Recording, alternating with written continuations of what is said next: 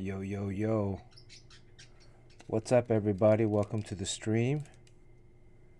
We're running a little late today, but just getting back to the swing of things. Hope everybody's doing good. I'm working on trying to knock out some commissions. Waiting for... I know Fletcher's not going to be on tonight. He's out in Florida watching some spring training. Let's see who's on tonight. Let's see. What's up, Vaer? Vaer number 1. Jamie Odell. Good to see Jamie. Golf Boy Sunday. What's up, Golf Boy? Beef Skellington. What's up, Beefy? So you guys have probably seen this and a bunch of the streams. I figure I just gotta start. I gotta start inking this. This is just taking too long.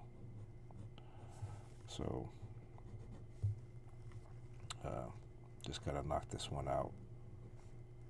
Can't keep thinking I'm gonna add to it, or actually at one point wanted to restart.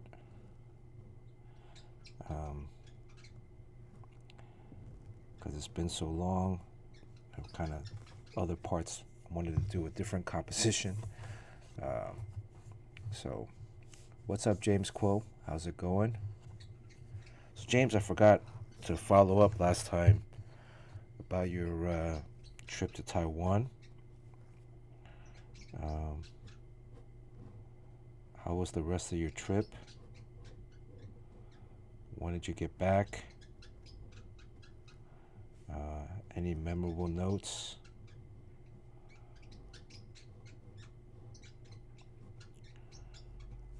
Drawing digitally has been good and bad. I find that now that I'm doing some stuff more back on the traditional pen and ink, it's a little bit more daunting. When you're drawing digitally, you can move as fast as you want, because if you make a mistake, you can always just undo it. But when it's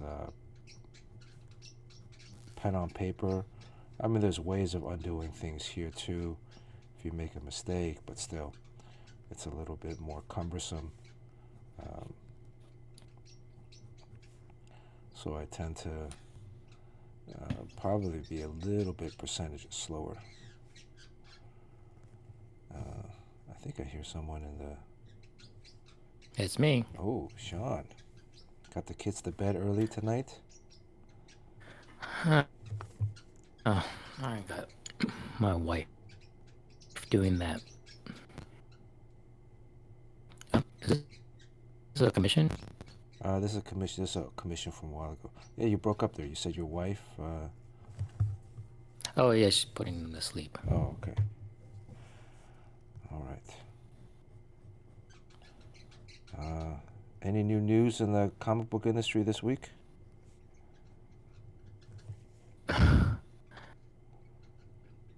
It's been pretty quiet. Everything's been kind of quiet lately. Have you heard anything? Yeah. It's seasonal, so...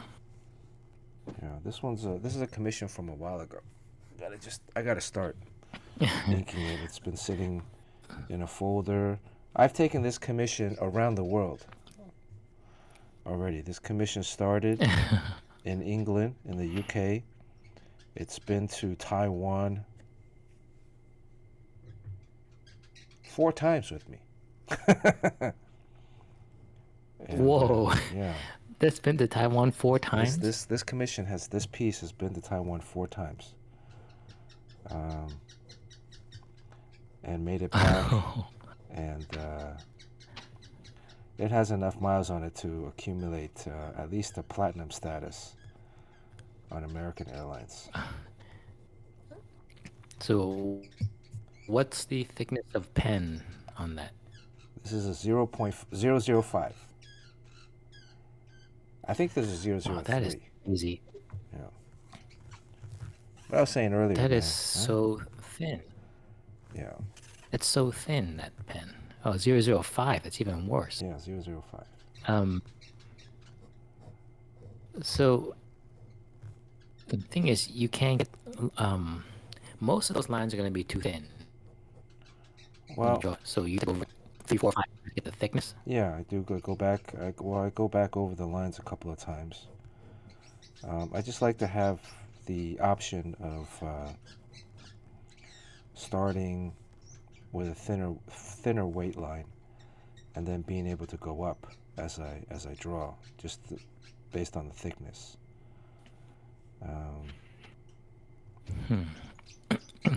Well, the whole point of using a brush is that um, you don't have to, like, if you want a thick line, you just press down. You can get a line that's a quarter inch thick. Right. And when you be thin, like a hair thin, you can just, you can get it all full. So you don't have to optimize. It really comes up just one size. And if you want thicker, you gotta go over it like 7 times, right? Or you gotta switch tools to something thicker. I do I use. think that's I mean, the other pen that I programmers use wouldn't like. is 08. Or hold on, Sean. I think you're 0.8, right? 0.8. Sean, is your is Sean's voice coming in choppy, or is it just me, chat? I think you got a bitch of the fletchitis. Oh, let me.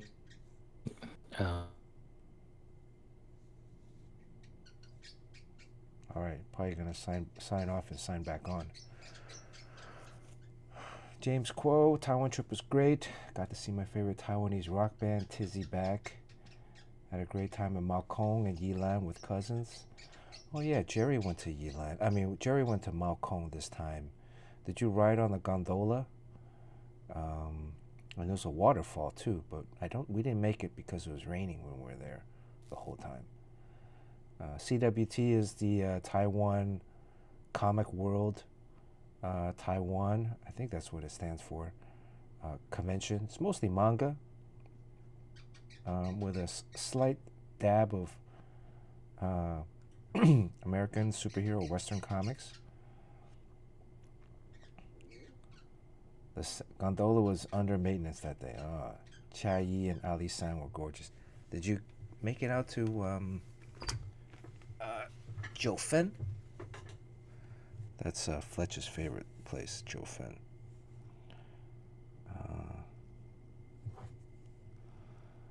I think what I didn't like about this drawing was this hand here.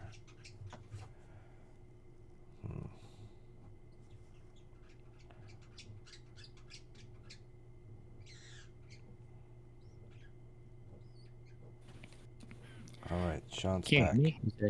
Is it any better? It sounds better. Okay, well, fingers crossed. Yeah. So do you think you've been avoiding this drawing because you don't, just the thought of doing it makes you sick because you're not happy with it? I think like there are things about it that if I were to start over, I would change. I'm not too happy with the pose. It's a little too straight on. Whereas, you want to get that upshot pose. So, but it would then require a complete redraw. You can get a lot of upshot on all the other characters. Yeah, but I mean, this is a Spider-Man commission, so this is the most important. Well, we'll see. Maybe there'll be enough icing on it that it'll come out. Yeah, it looks great, but yeah, and as far as that pen thickness thing, I've been drawing with a XS pen, which is like the thinnest one in pen sticks. What is it called? These Faber-Castell artist pit pens. And after a while, I would kind of get tired of drawing with the thin one because it just comes out too thin. Yeah. So I do the same thing that mouse guard guy does. Is you just use the F, which is the equivalent of a 0.8. and and you just kind of ride the edge, the side. Like you tip the pen Yeah. and you draw with like at a severe angle, and it gives you a real thin line. Mm. And and then when you want it to get thick, then you just press down harder. So that way, um, I just found that the lines. Well, you switched over to a very thin line at some point. You told me like I'm gonna go thin with the lines from now on. And I'm like, really? Because you were really like the line weight king. Yeah. But then you thought that that was starting to look dated, and that the new style was like the super thin line, the thing that drives all your colorists crazy because they have to color so carefully because it's all like some of the lines are so thin they disappear. I think a lot of that is, yeah, they do disappear. There's a major difference sometimes when you look at when I look back at the original art versus the finished printed colored art. With coloring too in comics, a lot of stuff gets knocked out. So there's you lose a lot of the actual line work. I'm looking at some of the stuff the other day. I was going through some artwork, like reorganizing some folders, and I'm like, man, I'm comparing it to the printed stuff, and it's like, wow, there's so much work that I did, hatching and all that stuff, and it just gets knocked out. Which Knocked out meaning that in the reproduction process the line disappears, yeah, or is it yeah, the because he's color is coloring removing the over line? it, or he's color holding some of the lines, and Oh, so you lose a lot of the definition. Like, so it looks smoother, it looks glossier, but right. at the same time, you lose just a lot of the intensity of the mass line work, which is, I think at the end of the day, I liked how the book looked. So I'm not gonna really get on the back. So is your lines trending just toward thinner or thicker these days? I think it's Like, were still they thinner? I still have like a little bit of a holding line, more in the foreground images. I think this camera, it makes it look like the lines are thicker than they are. Um, You also have to take into account that if you're working on paper, it's 11 by 17. It gets shrunk down 65% or 68%. right. The difference between the line weights, just because it gets smaller, is not that much. So, David Mazzucchelli always told me to kind of over exaggerate it, or at least after you do it, take a good hard look at it, reduce down on a Xerox, or look at your comic with a critical eye to see whether you need to adjust your line weight at actual size. And I was trying to do the thin line thing before, but then I've been looking at a lot of because of Travis Charest, who's a Mm-hmm. very thin line. But then I started getting into like Pepe Larraz Yeah. and then also Olivier Coipel. Some of those holding lines are like really, really fat. Mm. And Pepe Larraz actually, when he draws a face, like that outline of the face is like an eighth of an inch thick. It's like way thicker than you think Mm-hmm. it would be, and you don't really notice it until you look at that line. It's like, wow, that's really bold. And I don't really know whether it makes it look older or Well, what, but I think there's yeah. enough thin lineness in those guys' work that what I think is really dated mostly is like the brush, the thickness of the brush, um, and I think that's what I mostly react to, um, in terms of a datedness.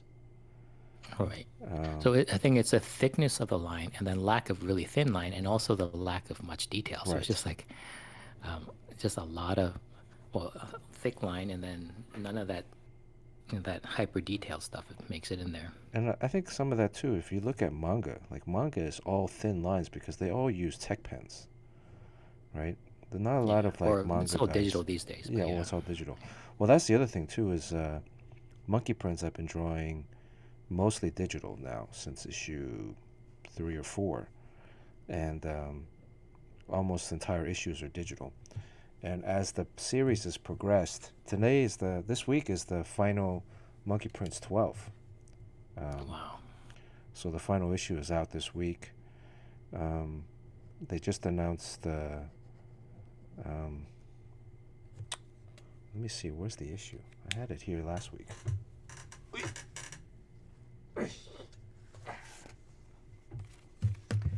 This is issue 12. It's out this week. The covers are drawn traditionally. Let me get the cover. All right, Sean, entertain the masses. I'll be right back. Yeah, when he gets back, I want to ask him about what determines whether the line is thick and thin. It's probably like one of the biggest questions that I had when I was coming up. Like, I know you're supposed to have line variation, but when does it get thick and when does it get thin? And honestly, I found out, aside from holding lines, which is like the outside outline of the object, really anything goes. You just, as long as a line have a variation, doesn't matter where it goes thick and where it goes thin. And I've experimented by just putting line weights in different places, and as long as it varies, I don't think it really matters. But I think in general, the outlines of major objects, and then things that are closer to you get a thicker line, and also things on the shadow side gets thicker than the lines that are on the light side. But other than that, just do whatever, But I think there's an earthquake going on in California because his drawing is shaking. The camera's moving? Yeah. So James Quo asks, are you drawing commissions differently since it's not for print? I would assume that the big difference is that there's no digital going on, so there's no cheats. Everything has to be done by hand drawing. Oh, Carl Choi's here. Carl Choi, my boss. What's up, Carl Choi? Hi, Carl Choi. Hey, there's Tommy. Hey, Tommy. Oh, you and Carl Choi can have it out because we're on competing NFT projects here. Oh, cool. Yeah. Well, we should partner up. I mean, it's a very small community. We're pioneers in this very strange world of NFT comics, so we should work together. You guys are actually non-scam NFTs. Yeah. Yeah, the thing is, it's so easy to make money in NFTs if you make it a scam. You just basically make a lot of promises, collect money, and then you just leave. But we're doing real, actual work, and we have like a 10-year plan. And the problem with that is that you release only when you're ready, and it just takes forever to get ready. So drawing this last book was digital. But even digital, the lines actually get even thinner compared to if I'm drawing on 11 by 17 or 11 by 14. Is that because you're zooming in more, Bernard? Well, I think zooming in, but probably also the brush size. See, I would like to get Tommy's input because Tommy is like a thick line person. And Bernard's lines have been getting progressively thinner and thinner, so you really need to rely on a good colorist. Otherwise, they can just obliterate everything. Yeah, like this was the, well, I don't know if I can. This was the final page of Monkey Prince 12. Oh, so you drew this one Traditionally. traditionally. Right. But you'll be able to tell that some of the lines are, they're not as clean as when they are digital.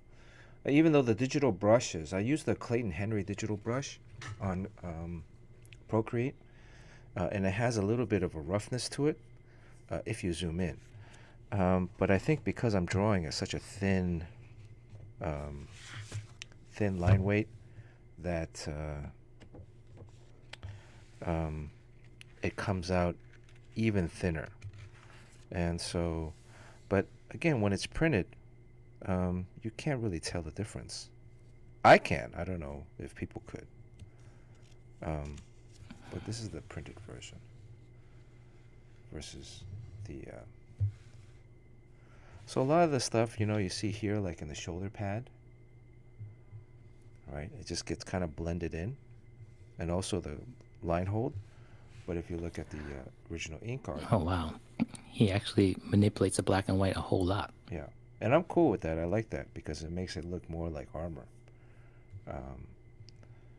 But even here, like there's some kind of hatching glow line art going here. And then it kind of blurs into the the Monkey Prince's hair. Wow. He's one of the best colors in the business, but Yeah, I think Marcello is is a great colorist. He does a great job, really, especially setting the mood and the tone. And you can see the differences in the armor.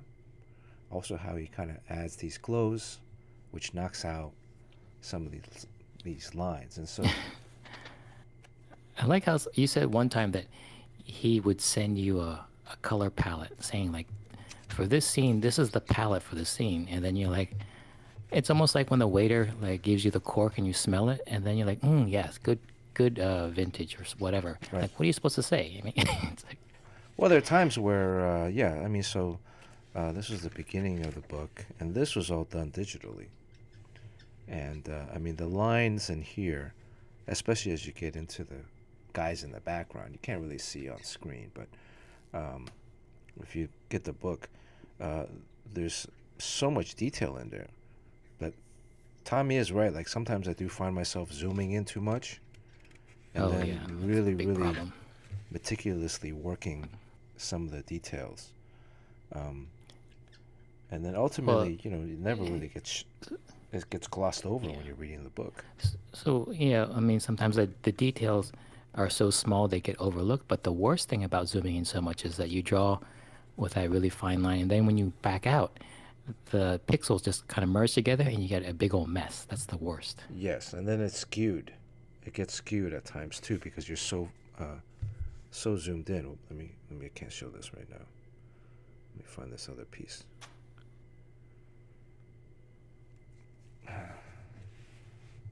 Tommy, how you doing? Good. Just got back last night from Emerald City Comic Con. Yeah. I'm jealous. That looked like a great show. Yeah, it was good. I think it might have been a little better, like not better, but maybe more. Certain things could have been better if we didn't just have it 6 months ago. But I think next year, next March, it'll be a year have gone by. And back on its regular scheduled Are you saying program. the attendance wasn't as good as previous years? I'm not sure. It seemed super packed. Like especially Artist Alley. I think where they had Artist Alley and they also had like small press kind of publishers and everybody all on one floor together. Right. And I thought it worked really well, and I think that artists that ended up going to like the dealer room, or whatever you want to call it, didn't do as well. It seemed like more like if you were into art, you kind of, and comics and creators, and you kind of went to one spot, and if you wanted to see Funko Pops, you went to the other. Right. The way it should be. So yeah, it was good. It was good, and I got to see a lot of good friends, and I always liked that town. Wait, you saw, who was it you saw? Golf Boy Sunday. Yeah. That's right. Yep.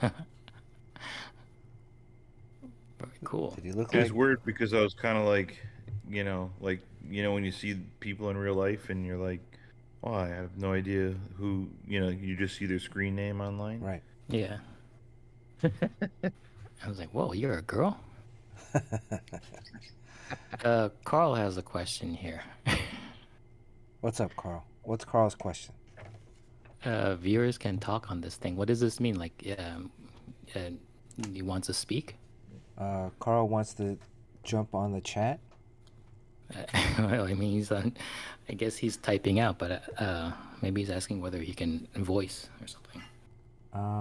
You can jump on the Discord. Oh, Discord, yeah. Tutor makes Tommy, comics.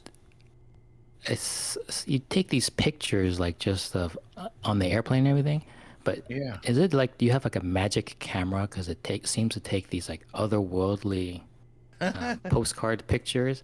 I mean, I think we have the same camera, but I don't know what's the difference. I mean, your pictures look like they're like high art or something. I just use my iPhone, and Yeah, well, so do I. So no, I think whoa, okay, oh, I know. those ones I just posted from the trip. Like one of them is taken through the window that was all Yes. foggy in the morning. Like Yeah. that was kind of fun. So I don't take a picture until I see a cool thing. So most of the work's already done. Oh, okay. So and then um, and I just use the regular. Sometimes I'll use the regular filters in Instagram, to kind of punch up the contrast or something. Huh. I guess you have that that eye. How many And no, commissions? Yojimbo, I'm not using AI for anything. How many commissions did you do while you were there? I I saw only the did Rocketeer one one. kind of main one Yeah. and a couple like small quick ones and some freebies for kids. Okay. I got offered a lot, but I just wanted to not feel the stress. I was having a lot of stress with my regular job. I didn't want to go there and feel more stress. Right. I like that Rocketeer. That what's that actress's name? And like, her face was really great. Oh, cool. Jennifer Connelly. Yeah. I Yeah. had good reference of her. It's very hard to have to look at her while you're drawing. It's but I suffered through it. Tutor makes comics asks, what resolution do you guys work at? I'm experimenting with 1,200 DPI. What? Holy cow. Well, What? Buildings? yeah, anyway, like, I mean, I suppose someday that someone wants to blow your art up to the size of a billboard, but, you know, Yeah, but I don't think the comic book dimension page that I'm using, this is the DC standard page size, is 4,125 by 6263 pixels at 600 DPI. So, That's really, yeah, that's pretty big. I mean, 600 600 DPI is is pretty still high pretty res high. already. Yeah, I think back in the older days we were using 300 or 400. I mean, 300 is kind of the minimum for print, but this is 600 DPI, 4125 by 6263 pixels. That's the standard comic book size page. And then the cool thing about Procreate is this page took 6 hours 59 minutes. And there's 10,314 strokes altogether. That Whoa, makes that's cool. It counts that. yeah. And Well, actually, when it says 6 hours, it's basically every time your stylus is moving, it counts it. But then when Right. you don't, it stops counting, right? yeah, there's some moments where, if I'm sitting there taking a break, or if I'm sitting there looking at stuff, or reading stuff, or looking up reference, I don't think that gets counted. So that 7 hours is probably you pad another hour or two on top of that. So this one maybe like 8 or 9 hours. Like if you're looking at for photo reference, you can you could lose 15 minutes. But if the photo reference is Jennifer Connelly, you might lose a few hours. You know. Depends on how fast you are, you know. You get lost. In her eyes. Like this page here too. You see the black and white. There's like buildings in the background, but the colored version, this one is a pretty big difference. Wow, you do that halftone. That halftone that's you're doing, right? Yeah, And then yeah. That's these buildings I had drawn before, so I'm reusing these buildings. They're Metropolis from. So it's like if you go on a movie set, you build a set already in New York City or Gotham or Metropolis. and does it have to be on a separate layer when you give it to the colorist? It's on a separate layer. It's on a. Hold on a second. Let me turn off the. Wow, look at that view of Pigsy. I mean, you're seeing it from such an extreme angle. This is You're looking up his nose. yeah. What was the question, Sean? Oh, what was I asking? Like whether you That'd put be on the a separate layer. Yeah, so it's a Yeah. separate layer. If I pull down the layers, you can kind of see the background is on a separate layer. I just have like line art panels. Is even the panel layers are separate. Even the click clack. The bus I have like for the interior of the bus, kind of a halftone, and then the background for the buildings is on its own layer. It's at a. Is this at a? Oh, it's already at a great capacity. Sometimes it gets merged. wo- Oh no, wait here. This is yeah. wondering though, if you think I kind of do this thing in the Olivier Coipel method where I don't put things on a different layer and half tone them by decreasing the opacity. I would actually just hatch the hell out of that thing with a .001 pen Yeah. and mimic the same thing. But is that a big old waste of time? But Well, because I because know, you're Sean, you're working on original art, so I think. Are you talking about this is you're drawing on a piece of paper or you're drawing digitally? it's on a piece of paper, but even if you do it digitally, you technically can just ink it in black and then just kind of bring down the opacity when you scan it in. Yeah, well, because this is entirely digital, so, and I'm doing it on different layers, mainly to be more efficient for the colorist, right? So, like, look at this second panel down here, right, where we're reversing the camera from the perspective of the skeleton army, and we're coming down, right? So I have the main art guys, the main layer, line art guys, and then so if the skeleton guys are in the foreground, I'm basically drawing the same thing but on a separate layer behind them. That way, when Marcello gets this file, he can actually just go in and add another layer on top and already knock out some of that stuff. Right? Instead of having to go in, I'm saving him, I don't know, a few minutes, right? But let's say I'm just going in and choosing Well, this otherwise pink he'd have to color. lasso it all, right? He has to lasso and isolate everything, Exactly. and Otherwise, he it's has not to a.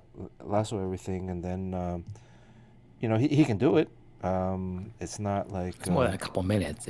That's like half an hour. but you see, like, okay, I'm going in, and this is now the characters are still. He's doing it in Photoshop, so in Procreate, there's no lasso tool, which is what I think one of the defaults, one of the shitty parts about Procreate, but I can go behind it and kind of color, and then already automatically, just by doing that, change it fairly quickly, right?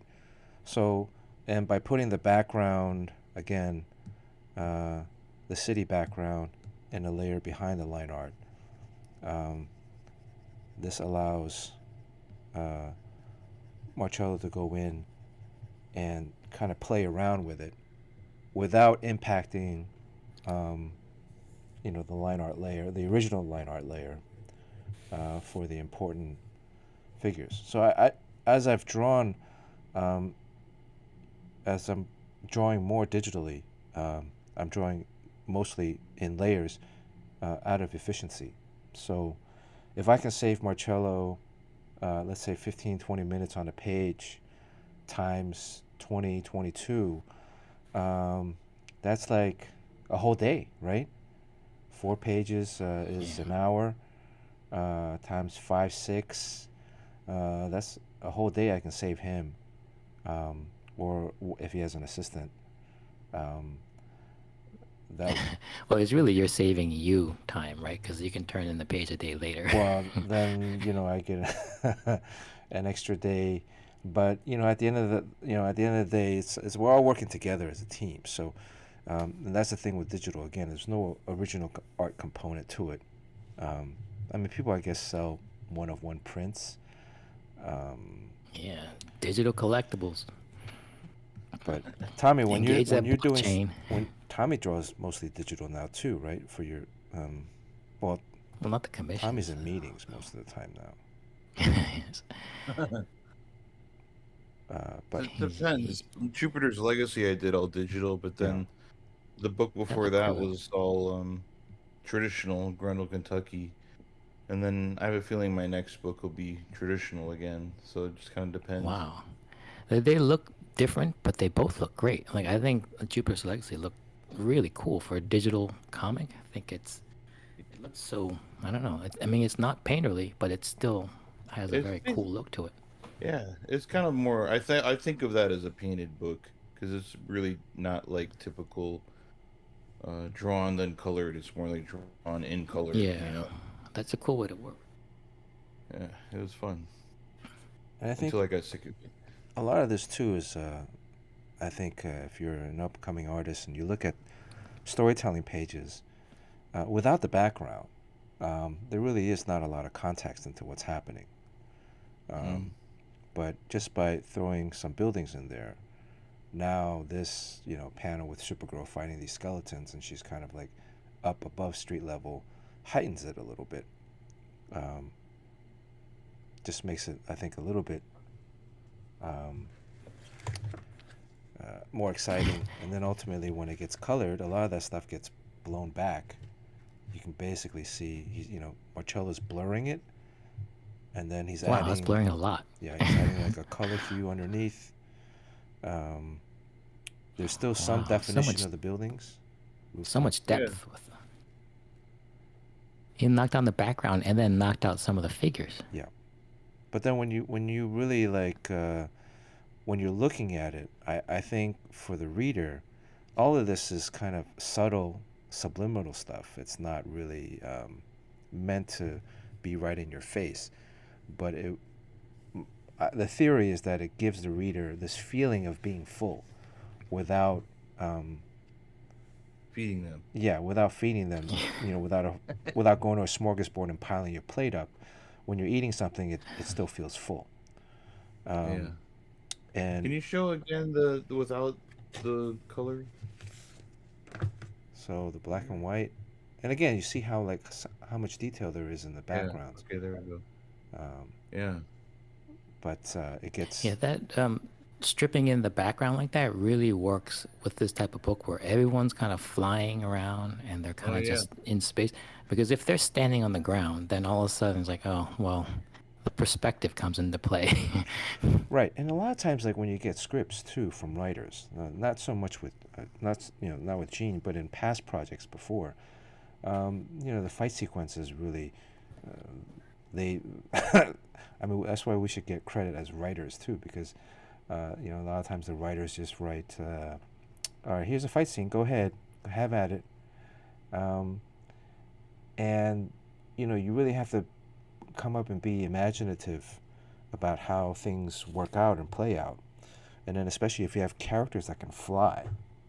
I've found that in the past, some writers would write fighting sequences, where people are on the ground punching or kicking each other. And I would ask the writer, look, these guys can fly. They can manifest things. That's their superpower. Why are they standing around just punching each other? And so that's where you really got to, as a storyteller, kind of come in and add to it. Yeah. But it often gets overlooked. So I don't want to show too much.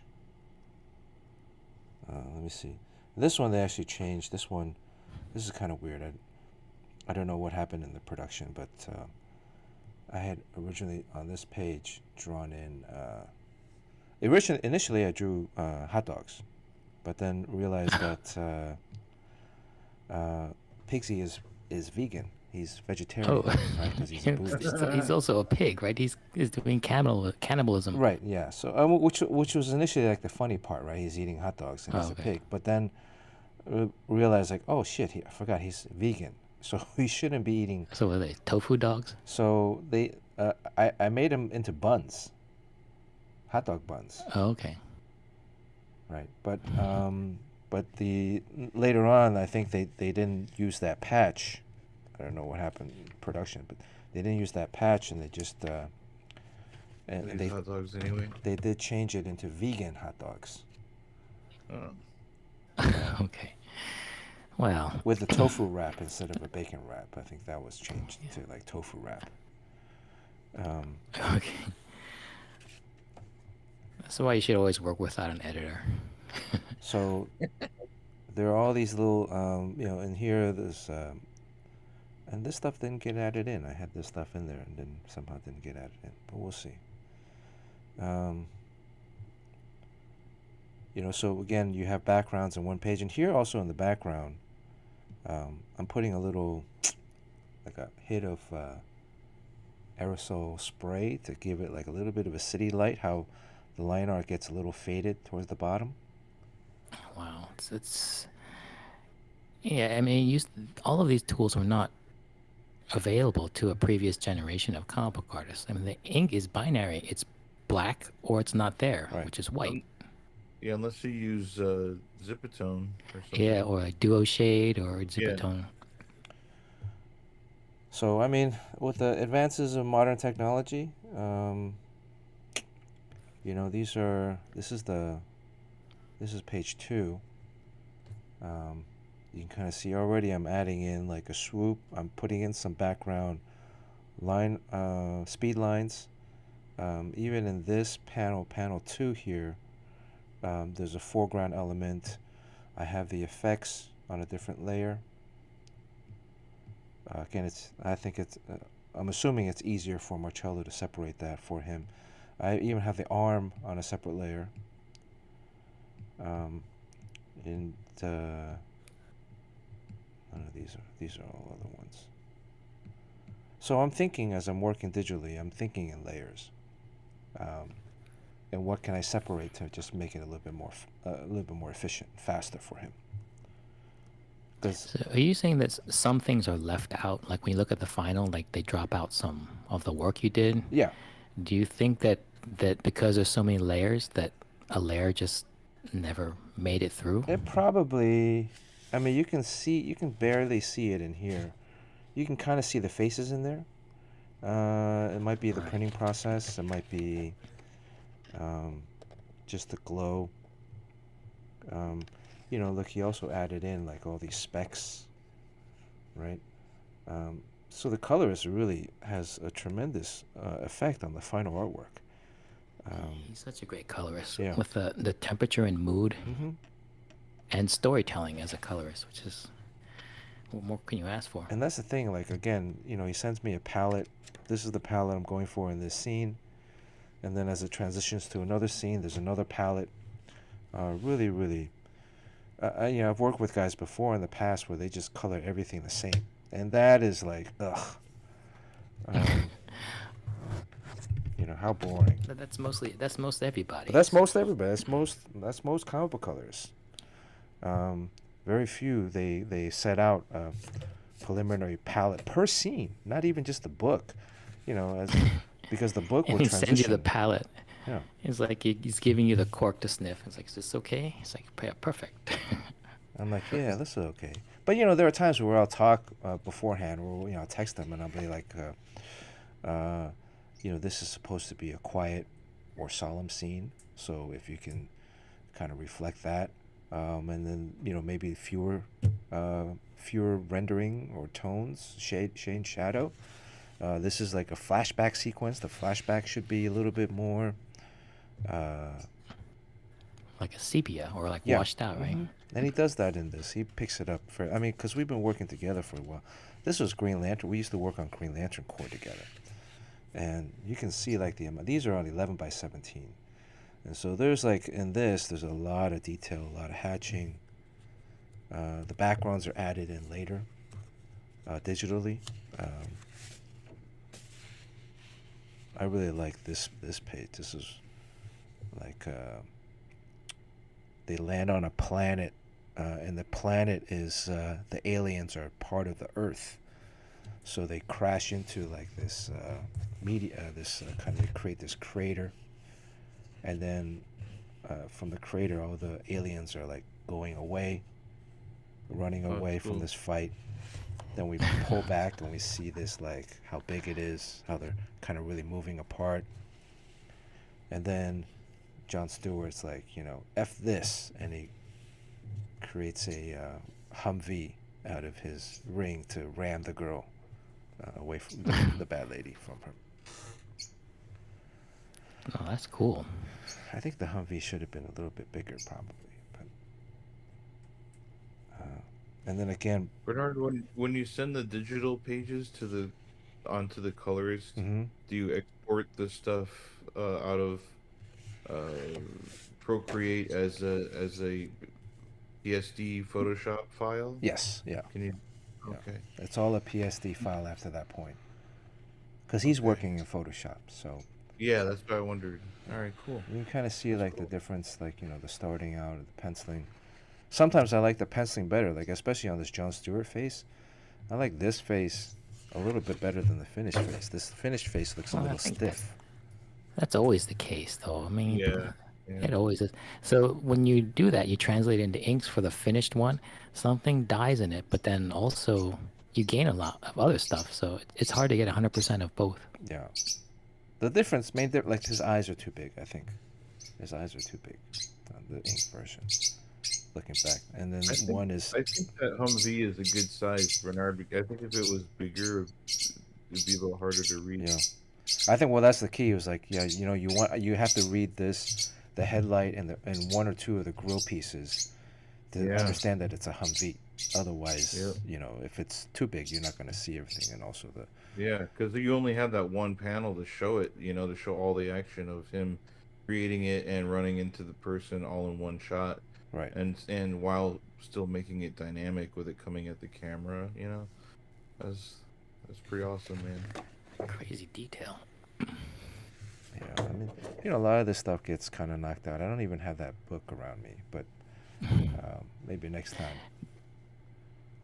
But all this stuff, all this work in terms of the hatching and the detail and the background, a lot of that gets knocked out. It's cool. Anyways, these are very, blasts from the like- past. Your texture stuff. I know you're working very fast, but you can still get a lot of that Sergio Topi kind of pattern and textures going on. That's what I like. I mean, I think if you look at like this panel here, this last panel where she shatters this, I think this guy's like an ice crystal or like a Green Lantern that's like I don't know, something, but she smashes him and he breaks up into shards. And most of the line of the shards are in a curved directional, reinforcing the punch. They're kind of curved going back into the punch. So that's I think it was a concerted effort to really emphasize that, and even the other ones that are to emphasize the curvature of his snake-like body. I forgot how he colored this. I'd be curious. This is Green Lantern Corps 33. I wonder if I have this up somewhere. Green Lantern Corps. Why is Courtney in chat and not in the room? Yeah. Because I'm here. Oh, Green Lantern Corps 33.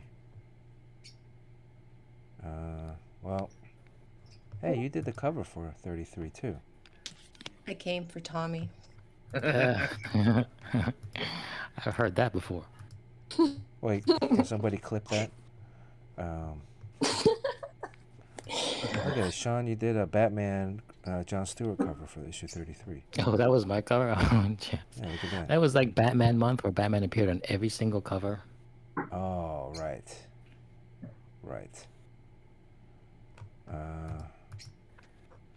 Yeah, I don't think this was anywhere. All right. Anyways, is there any questions in chat? Let's see who's. Oh wow, Dr. Midnight gifted a lot of stuff. Dr. Midnight has been gifting gifts. How you doing, Dr. Midnight? Thank you so much. Your Jimbo's here. Uh-oh. Here's Butthead. See Butthead. No more redemption of stickers because, R.I.P. Beavis. There's only one bird left right now. We have to figure out another prize at some point. We did bury Beavis this weekend in my friend's backyard. We dug a hole, and look at this guy. This guy's a murderer, gangster. Yeah, he's so cute. You never think like this guy. If you mess with him, he's gonna take you down. I learned that the hard way. This guy's a murderer. Jeremy Joe's here. The Your next Rogers. bird has to be a raptor to try and so he can protect himself. Well, they're modern day raptors. I mean, these parrots, these parrotlets, they walk around like they're. Oh, there he goes. They walk around like they're dinosaurs, like miniature dinosaurs. Huh. UJ's here from Taiwan. Good to see you. Kevin P. West from Detroit, Detroit City, hometown of Tommy Lee. That's correct. Yojimbo, our moderator, is here. Zipatone is only made in Japan now. Is that true, Tommy? The leader. I don't know. I have heard that before. I have no reason to doubt it. Yeah, it's I only bought it there, and I sold. I had a whole bunch of old stuff from like 20, 30 years ago, and I sold it for a lot of money on eBay. Zipatone is expensive? Yeah, all the deleter stuff. Yeah, Wow. it's I mean it's for like one print, one sheet. They're going for like $15 now. Oh. Oh shit! Yeah, It was or never like more. very cheap, but Yeah, Yeah, how much was it originally? I mean, like 25 years ago, Yeah. it's probably like $3-4 Oh. maybe at But most. that's still, back then, that's expensive, right? Yeah, I don't know how. I used it sparingly just to test out. They're a pain in the ass. I hated it. I just never got used to it. And then you're just wasting money. Well, And Yeah, you had to cut it out, and then sometimes I would like cut into the paper, and I'd be like, yeah, fuck. that happens so often. You just have Right. to tape the other side. I would find little tiny little pieces like just like in my clothes, under my fingernails, in my hair. You know, well, like I don't get it. Like, why would you use that? Because it's only for original art. Because you can do the same thing digitally if you need to do something digital, Right. right? not So it's 25 for years ago. right. Well, okay. So it's for the big market for it now is only for like commission drawings and things like that. But even then, I don't know. I think it was meant for the printing process, but there really should be no market for it anymore. But it's so popular now. Huh. Can you Somebody's charge gonna more? start making it if it keeps up, But you know what's really Yeah. rare is that duo shade stuff, the one with the chemical that turns into two different shades of gray. Yeah. Like they don't make that anymore. So anyone who still has it is like sitting on a gold mine. I still have some in my And the studio. chemicals though, like the two chemicals that you use to turn it, the dots. Yeah, on. one chemicals for one, style, and then the other one activates the other. Yeah, it's pretty wild. I got that. Shaken hooked me up with that stuff like, years ago. I probably had that shit for like, 25, 30 years. If you had a time machine, would you go back and stock up on that? I just Go buy back and Bitcoin. buy stock in Amazon or something. Yeah. Instead, you just bought duo shade. I'm just back for the duo shade here. Yeah, like let's say you have a time machine, you can go to a specific location for no more than 5 minutes. What would you do? Go to an art supply store. Or how about kill Hitler, for Christ's sake? I mean, go to an art store. I mean, you could be the king Well, of you Zipatone. find the art store that Hitler's at. Yeah, that's right.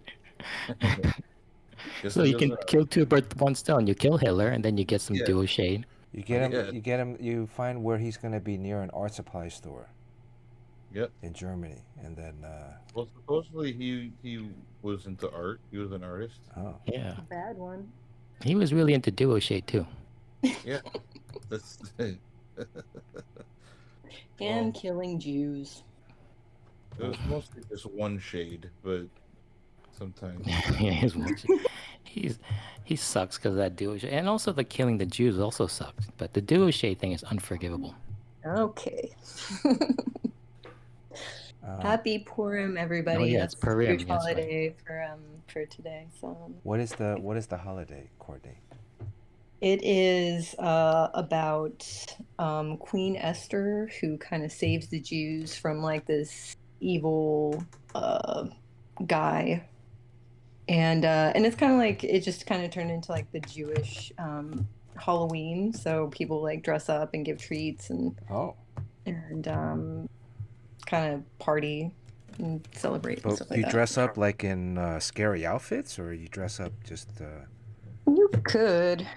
When I was a kid, we did things like at school, and we just you dress up like either there's Queen Esther or the her husband, the king. I forgot his name, and then Haman is the bad guy, and he had like a mustache, and he was a bad guy. And so some people would just dress up like him.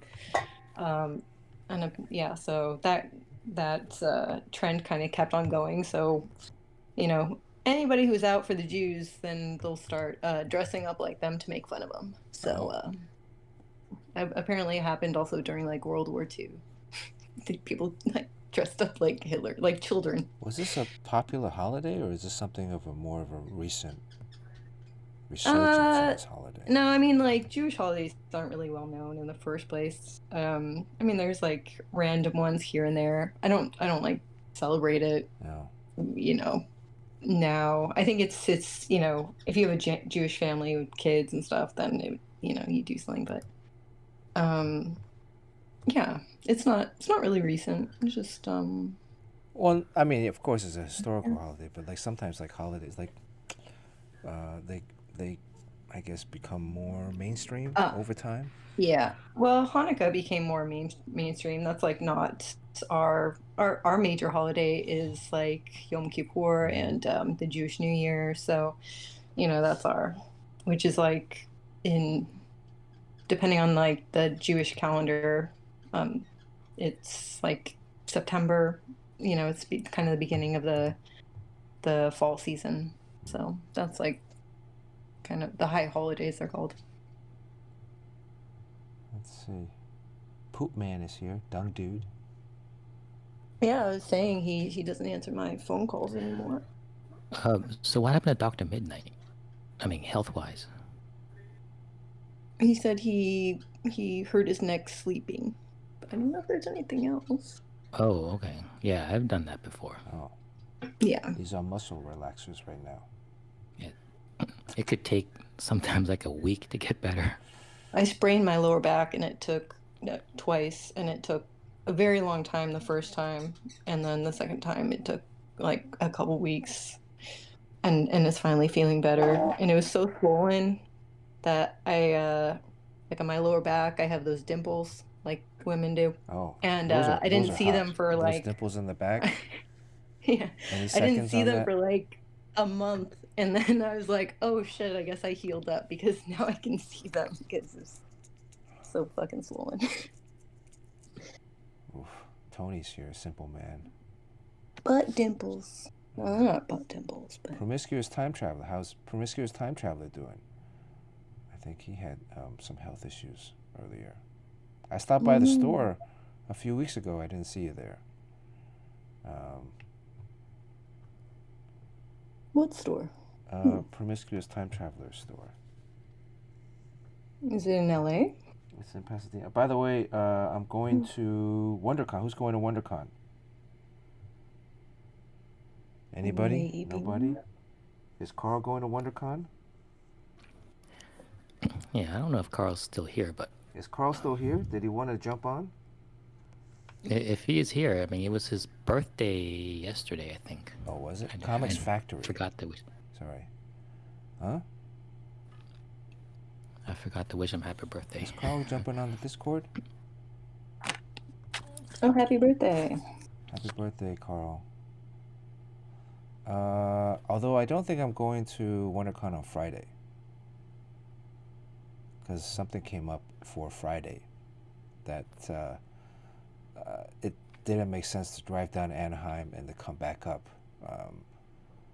Basically I'd be driving down to Anaheim, be there for 1 or 2 hours, and I'd have to drive back up to LA, and then probably if I did that, the thing doesn't end until like 11. I'd stay up in the LA area instead of, because I already rented a hotel room down there. So, but I'll be there Saturday and Sunday. So, Courtney, were you coming up? I could come up. I'll get. I If you want to come up, I'll get you a pass. Yeah, I'm down. All right. Today's drawing is Sabertooth. I hate drawing that guy. I've never drawn Sabertooth before, I don't think. Maybe What's wrong once. with them? What is Sabertooth Well, all about? that hair that's on his shoulder, Yeah. I just don't know how it works. Like it goes around the back of his neck. Does it nap upward or downward? Here's a good And one. Kind of like the creeper. Is it from like an animal that he killed, or It's his hair? is it his hair? I think it's supposed to be his hair. That's how I always saw it. but it's coming out of his costume though. Yeah. Right. It's like his. Yeah. It's like a Craven, the Last Hunter outfit or whatever, Craven type thing. Mm-hmm. Who created Sabertooth? You should look at the stuff with the Rick Leonardi, Oh, that's old school. Dan Green, and the Silvestri Dan Green Sabertooth fighting Wolverine stuff. Rick Leonardi. Have you guys ever met Old Rick school. Leonardi? Is he a cool guy? Yeah, he seems cool. I like him. Yeah.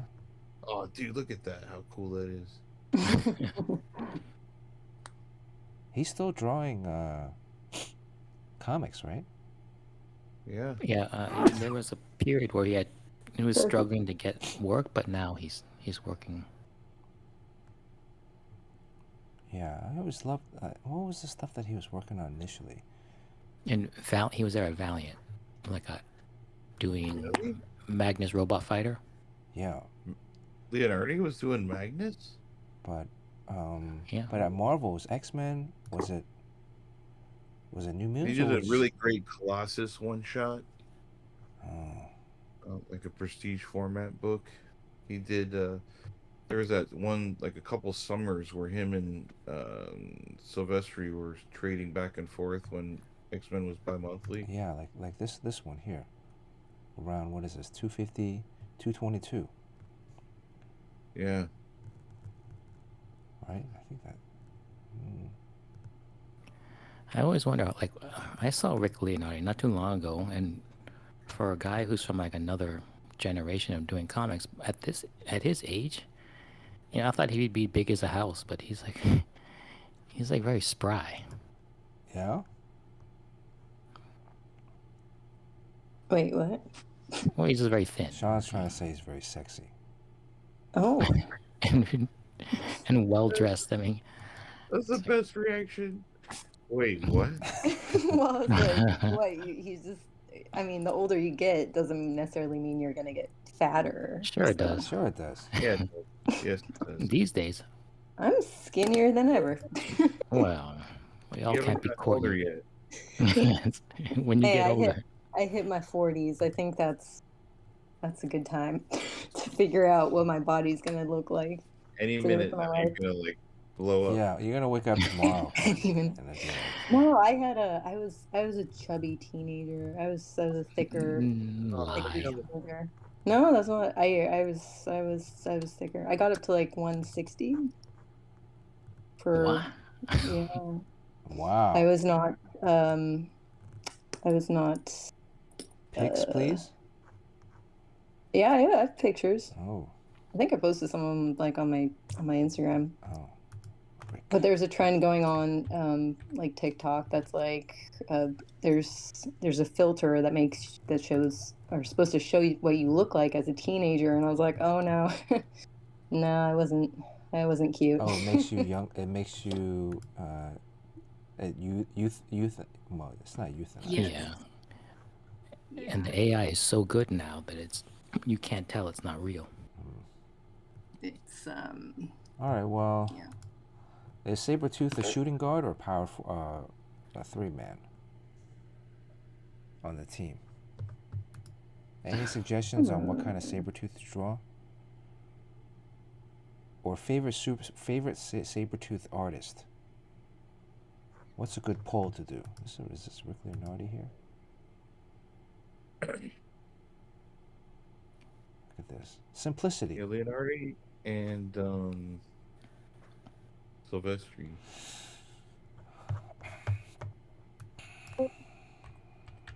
Yeah. Fletch is here. What's this here? Oh, that sounds like Yeah. Dan the Man. How? What's up? Well, you can tell it's Fletch by the internet connection. Yeah. Is it bad? Is it ever not? Fletch, who's your favorite Sabertooth artist? Hey guys, I want to stop by here really quick and say hi. You got a special guest star here. Oh, Is is he it- here? Is it who I think it is? The someone you went to a baseball game with, perhaps? Baseball Perhaps. game, 5 baseball games. Oh wow, man! Holy cow! That's this. Had to fill a baseball. Yeah, ladies and gentlemen, it's Dan DiDio, ladies and gentlemen. I recognize this voice. Dan, how are you We doing? had a great, and we had 2 games at Port St. Lucie, 1 in Clearwater, 1 in Bradenton, and I had 1 in Tampa Bay. Tampa Bay. The Tampa Bay one was, I think there were a couple of hundred people in the crowd. Yeah, they actually held the spring training game in the Trop, which is their regular stadium, which holds 40,000. So it was rather quiet and empty. Wow. Did you guys get to move up to the front row? We were. It didn't. We had our pickup seats. Oh, Yes, we wow. certainly did. We had to keep shushing people because it felt like we're in a library. It was a baseball game, but it felt like a golf Yeah, it match. was a little bit of golf. The batter's up at bat. He's seeking his way. Straight one. Anyway, sorry couldn't be there today, but wanted to stop by and say hello, and yeah, Dan wanted to stop by and say Yeah, I hey just want to too. say we're sending Fletch back to California. He's been here a week. Okay. He's staying with you. He's not allowed back. You're welcome. Yes, right. And at some point, it'd be cool if Dan DiDio can tell that story. Maybe when you have a better internet connection. But there's some crazy story when you're pitching to Netflix. I thought that story was just crazy. Like, True story, man. It really is. It's kind of crazy. What happened was I created a project called Hide or Seek, which actually, well, that's a long thing, but I created a project for Hide and Seek for Netflix. They literally called a producer friend of mine. He called me up and says, look, they're looking for a superhero project on Netflix. And he goes, can you put something together in 3 weeks? And I said, sure. And so I called up Kenneth Rockford, who I work with on Sideways at DC, and he did these beautiful designs and worked with me on pulling together a Bible. Get together with my friend producer, and we go to do the meeting at Netflix. So we set it up. We're doing it all across, by Skype and all. And the day we have the meeting is the day after Jupiter's Legacy was canceled. Okay, so the meeting takes place, and we start and we go in, and the woman goes, you know what? We're not looking for superhero product anymore.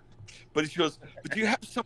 She goes, but you have something with live action with motocross, kids on the beach doing slice of life stuff, talking around a fire and everything. And I'm like, what the hell just happened? yeah, is that how Hollywood works? That's crazy. I mean, that sounds like that person is just insane. Yeah, you know what? They get marching orders and they just try to fill a bucket, and all of a sudden what was in one moment is gone the next. And they figure they have somebody in front of them, so they're just going to ask a question about it.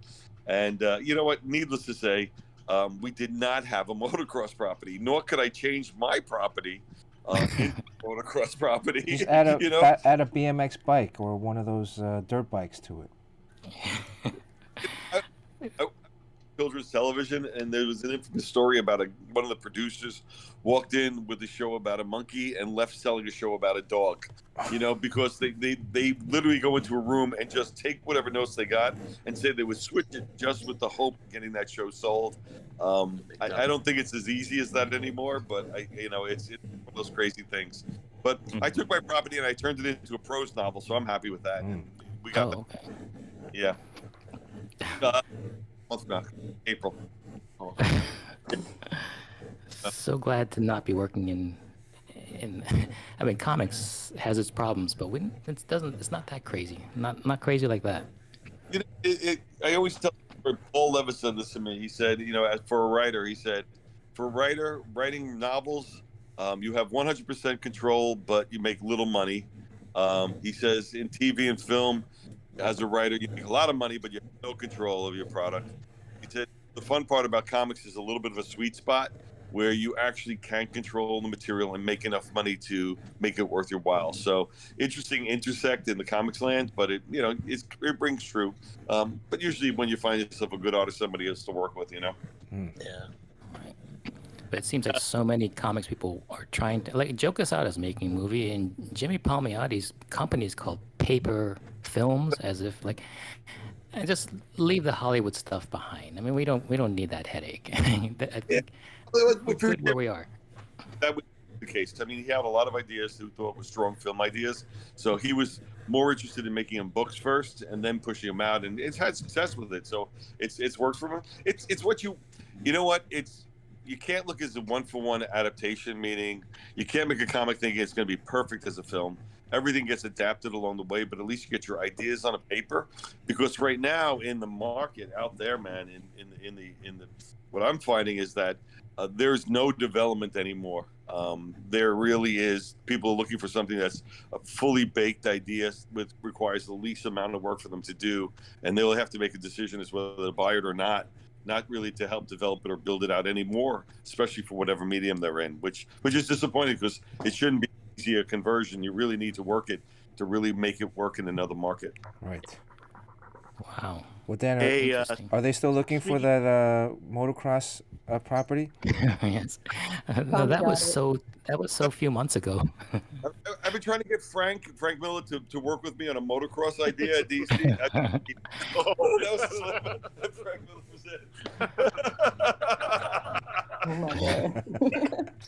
It's habit. Yeah. That's still 3 years now, man. I still can't kick that habit. I gotta get out of that one quick.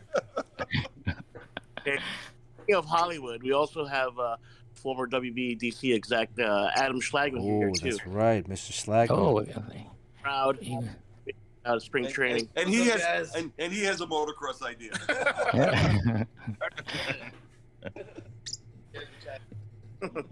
But anyway, no, we just wanted to pop on really quick and say hello, and just say, say what's up. Dan's got some books coming out too. Yeah. We got all the Frank Miller stuff been going. So I'm having fun with comics. So that's all I care about. And we're having a good time. So that's the main thing, and we're enjoying what we're doing. And it's kind of fun to just be able to go out there and do your own thing again. So it's been a good time. I just got to get Fletch to leave because I got to back to work.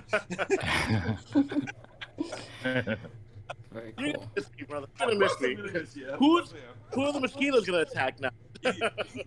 Bring it into my. But they only bite him and nobody else here. I think you're biting yourself actually. Yeah, I got so many welts from these mosquitoes. Oh my God. Anyway, we fly in quotes. We got 5 hours, so wanted to, like I said, say hello and say hi to everybody in the stream. Thank you very much, gentlemen. Yeah. Always good to hear you. Talk to you, man. Guys, I'll see you guys. Hey, Tommy, good to hear your voice. Buddy. Sean, good to see you. Good to hear you. Courtney, hard. See you again. When I'm back. All right, safe journey back, fellas. Bye, guys. Bye, Fletch. Take care, guys. Happy holidays. Bye. Bye. Happy holidays.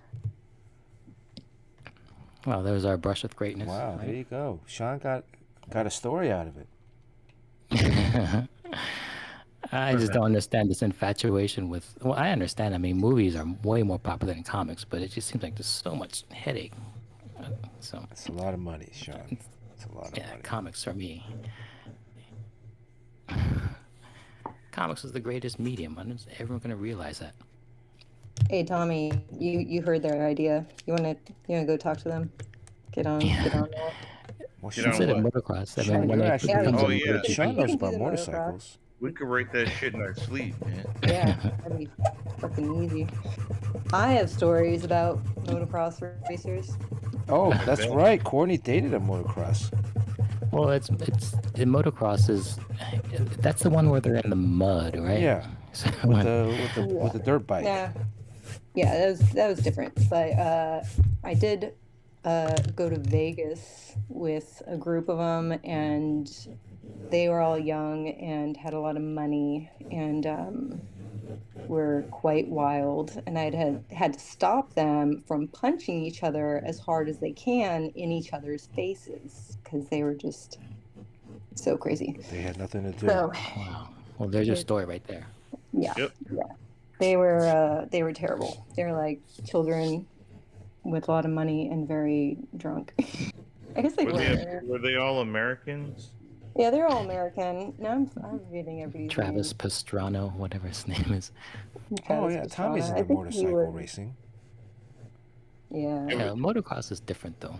Oh, Motocross, I'm still like I'm aware of it more since the game I'm developing is a racing game, so I've looked into a lot of motocross stuff, and we're actually pulling some inspiration from some of the rules, which is kind of fun for the game. But yeah, every kind of racing medium has like their own little rules and stuff. It's kind of cool. wait. So Too many hold on a sec.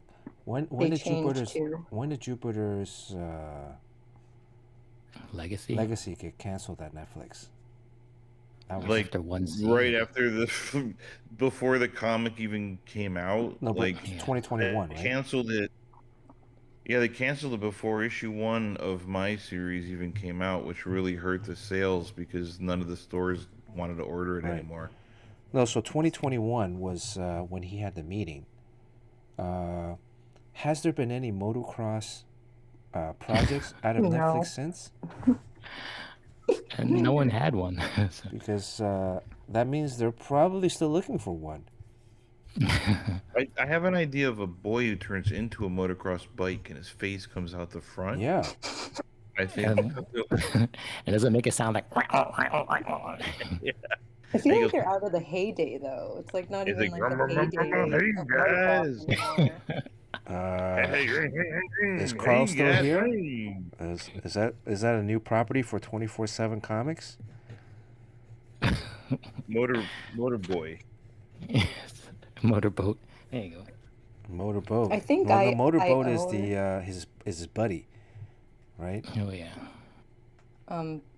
During the NFT craze, I think they were selling like technically like web names .nft, and I think I own a couple of the motorcycle ones because they were like free. So I think I have like MotoGP.nft Yeah. and like Yamaha.nft. I think I have a few. They're worth nothing now. Wait, let's. But, If I'm gonna post some badass artwork for inspiration for this property, should I put it in the Beavis General? There's a Butthead artwork. there's Butthead artwork. Yeah. R.I.P. Okay, Beavis. it's not my artwork; it's other artwork, but I think you'll find it very inspiring.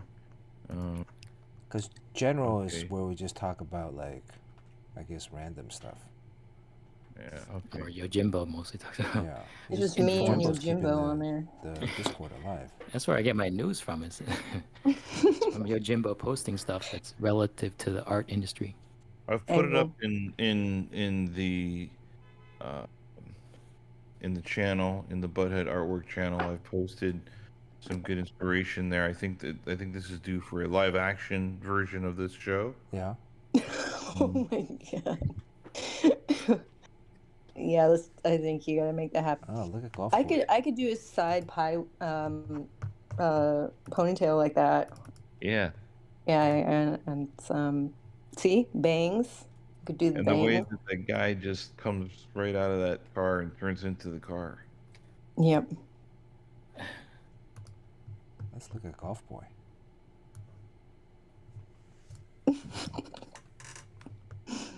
I guess it's Oh okay to shit! show a picture Actually, of Golf Boy. Jimbo, we already guessed it. I'm looking back at the stuff. You said, Tommy, that's Turbo Teen as a bike, and yeah, you're right. Hey, look at that photo. He knows everything. Oh yeah. Damn, Tommy, you got like what are those two dark streaks going down the side of your beard? Is that colored, or is that as your beard is getting salt and peppery? That's natural. My beard's getting lighter on the bottom part on my chin. Yeah. You know, it's it's getting more blonde. It's a white blonde hairs that are showing up on the chin. Welcome to my world. They're definitely not. So that's a natural growth. It's almost like a raccoon pattern, kind of. That's what It looks cool though. But It's cool. It's got some shapes in it. Like Yeah. if you're painting, those are great shapes. Yeah. I mean, I would have thought if I was walking by, I'd be like, man, look at that guy. He thinks that's fashion Colored forward it. there. Yeah. colored my beard like Right. that. Yeah. No, it looks natural, but it looks interesting. Is that a what they call a Van Dyke? I have no idea.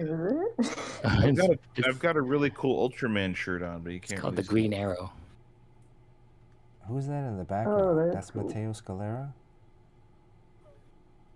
That's not Mateo. That's Scott, who's our friend who helps us at the booth. Oh. Oh. Golf Boy's wearing a Cincinnati Bengals cap. Interesting. Okay. When did you get all those tattoos, man? I didn't see that. Oh, look at Good those. God. Yeah, that's whatchamacallit. Well, it's Jet Jaguar Yeah. there. There on that arm I have Jet Jaguar and. Wow. Did they tell you that that's permanent? What you did there. Thanks, Yeah, Dad. that was probably about. I don't know. That's probably like 6 or so years ago. That one. Oh, okay. On that arm, I have Jet Jaguar, Mothra, Godzilla, King Ghidorah, and then some other stuff. Nice. Cool. Well, you really committed there. That's Yeah, I know. I gotta continue down the rest of it. yeah. My friend Josh Ellingson designed it for me. And Wait, some other artist designed your tattoo? Yeah. Yeah, I'm not gonna put my own shit on my body. Come on, man. You're gonna save like money. You gotta pay someone to do that. Yeah. You did Lissa's tattoo, right? Yeah, but that's her body. I'm not. Can you imagine? I mean, can you imagine like putting your own thing on your body and you have to see it every day? That would be. You'd have to be such a narcissist. Meanwhile, Maybe that's what I that's was like assuming. that's like framing your own shit in your living room and like looking at it every day. Like, Well, you don't do that? no. Sean has this Iron Man on his back, so Yeah. Well, but he just Taking doesn't time see for it. that. He doesn't see it. Right. he turns around. He's like looking good. No, and on my left arm, I have a Hergé Tintin artwork of Captain Haddock. Yeah, Oh, that Captain cool. Haddock is really cool. That one. Well, okay. I have another question about tattoos. It's like, do you do the tattoo in reverse for yourself, so that when you see it in the mirror, you appreciate it, or are you doing the tattoo for other people? Right. Why would you do it just for yourself? Well, like if you were to, okay, so that's Jet Jaguar, right? And that's like Tommy's favorite angle of Jet Jaguar. So Yeah, I understand what you he would have it tattooed in reverse, so the only way he would see it is like in the mirror, and then he'd be like, "Oh yeah, that's nice." Or are you just is it just a drawing of whatever drawing as it looks on the Maybe piece of you paper when you design? You should distort it too. Like, when you're walking in the street and it says stop written on the street, it's like really elongated so that the person in the car, it looks normal to the person in the car. Right. So you look down your arm and then it looks normal, but to everyone else, it's just like really whack. It was for him. He would do it actually upside down because when you lift your arm up to look at it, Right. it would be right side up. Well, the So, Jet Jaguar's like ear is kind of real close to my elbow, so when I bend my arm he does a weird animation. I wonder if there's a way. You know how Jet Jaguar, he starts out, he's human sized, but then he like grows. Wonder if there's a way you can duplicate that on your body in a I tattoo. have that on my peepee. Oh, okay. Right. That sounds like it'd be there was a joke uncomfortable. once. There was a joke once. I forgot who. Somebody got pulled over.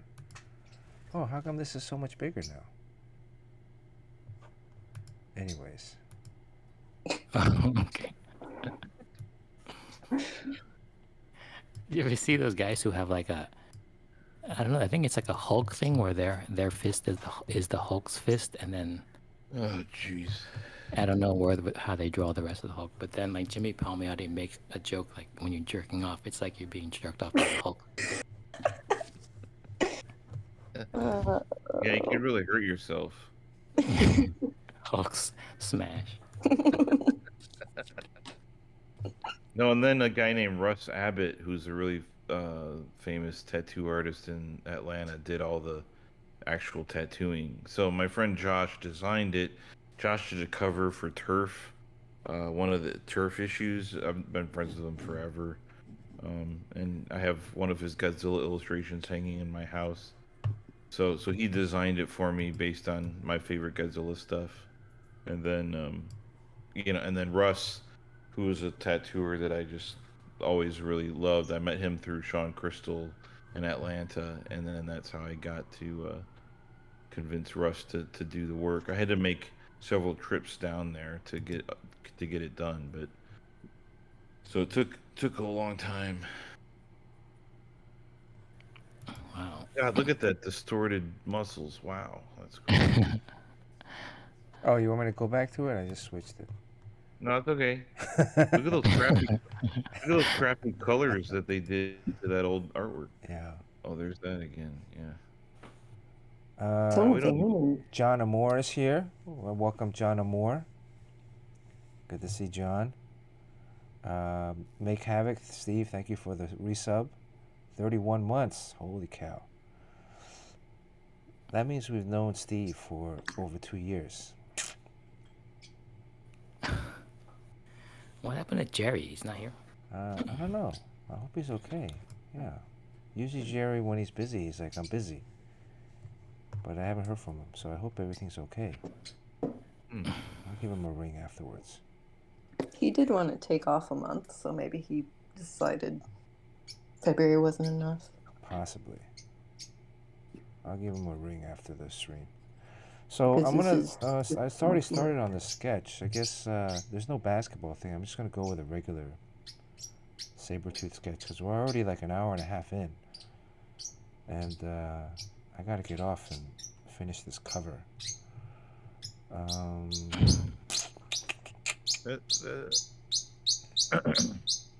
Did we decide what version of Sabertooth we all liked? Do whatever one you like. Doesn't matter. I found the original Sabertooth, the first appearance. Oh, what issue is that? It was Iron Fist number 14. Oh, Also, who drew that? Oh man, I don't know. It looks like a Is it all like stiff and? so like Herb Trimpe kind of looking stuff. Okay. is this it right here? Yeah, that's it. This looks like.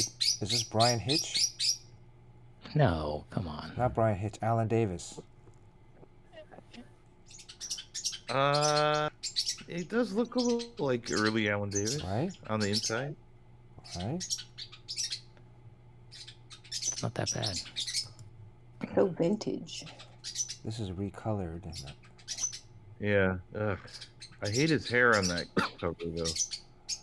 Everything else about him is super cool though. He got Farrah Fawcett hair and he's trying to look all Yeah. hard. No, this is not Alan Davis. I don't think. But can you guys guess the name of this artist? Good night, J Dang. All right, J Dang. J Dang's still on vacation. The Casual Hero, Big Boss 13.9. Good to see Big Boss 13.9. Thanks for holding down the fort, Yojimbo.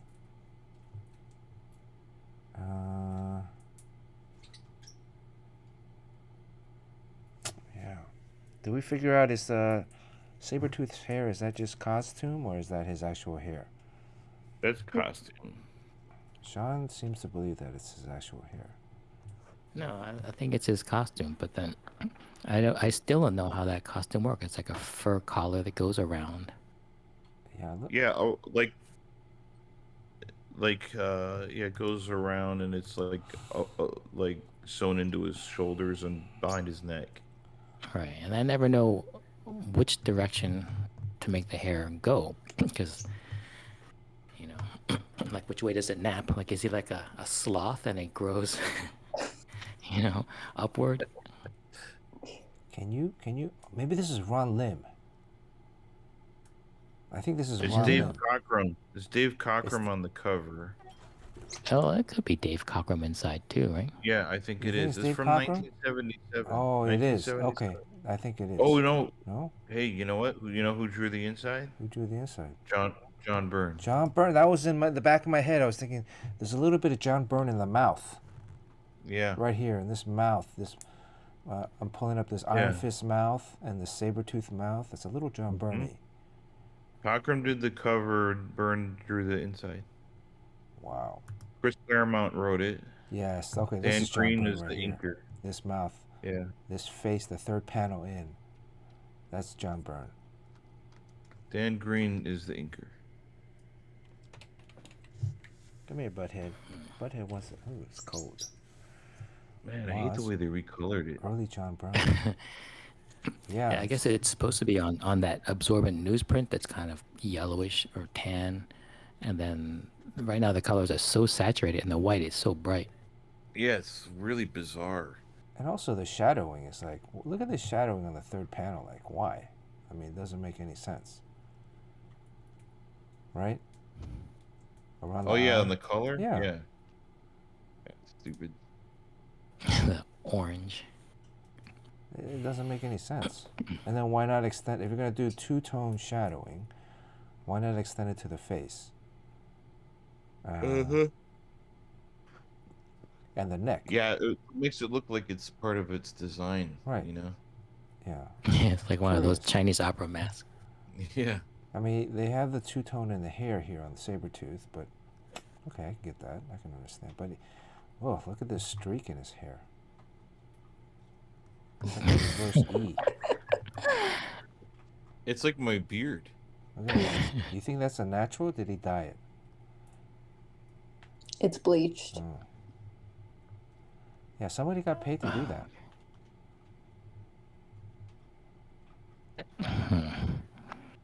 Wow. Well, John Byrne. That was also another fan favorite artist at the time. Look, this is the Yeah. original.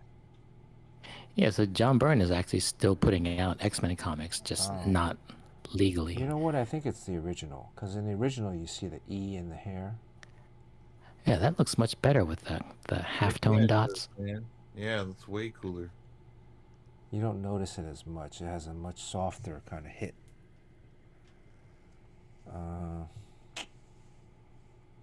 You know, Kreese's book, or is it Tiger. Tiger Division, there's a particular texture on the color. Is that put on by the colorist to give it a somewhat vintage pixelated look? I think I had that same colorist. He did that with my book too. Yeah. Interesting. What did you think of it? I wasn't that into it, but it's sort of like the noise filter in Photoshop. Right. It usually makes stuff look pretty cool. Yeah. But to me, when it's printed in the version now, it's almost too bright. It almost looks like Yeah. television static, in a sense. I don't know if that's the right term. Anyways. I put film grain on every panel of Jupiter's Legacy. Oh, really? It's the kind of thing that you wouldn't notice unless you really look at it. Yeah, but this one was very blatantly obvious.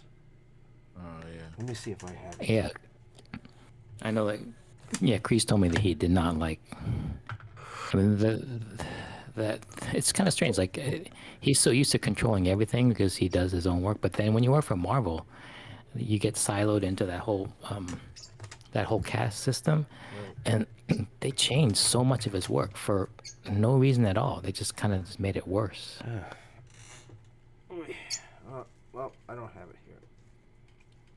So, nope.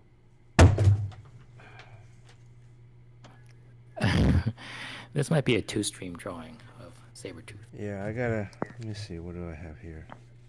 That one, the one you have up still, is like in the bottom left corner. He's got like a turtleneck going on or something. Oh, Yeah, the black turtleneck. Black turtleneck. Yeah, he's kind of got like a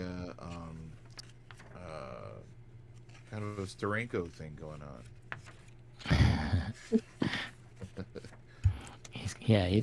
If you see his leg got cut off, but if it wasn't, he'd have one of those legs like hiked up real high on a table. He's doing like the Captain Morgan, which is the standard Steranko pose. He just got done lifting weights. Yeah. He's wearing that suit with the shoulder pads. Yep. I'm doing a standard. That's Steranko without any clothes on. Is What was the big draw at besides yourself? Who was the big draw at Emerald City? I don't know.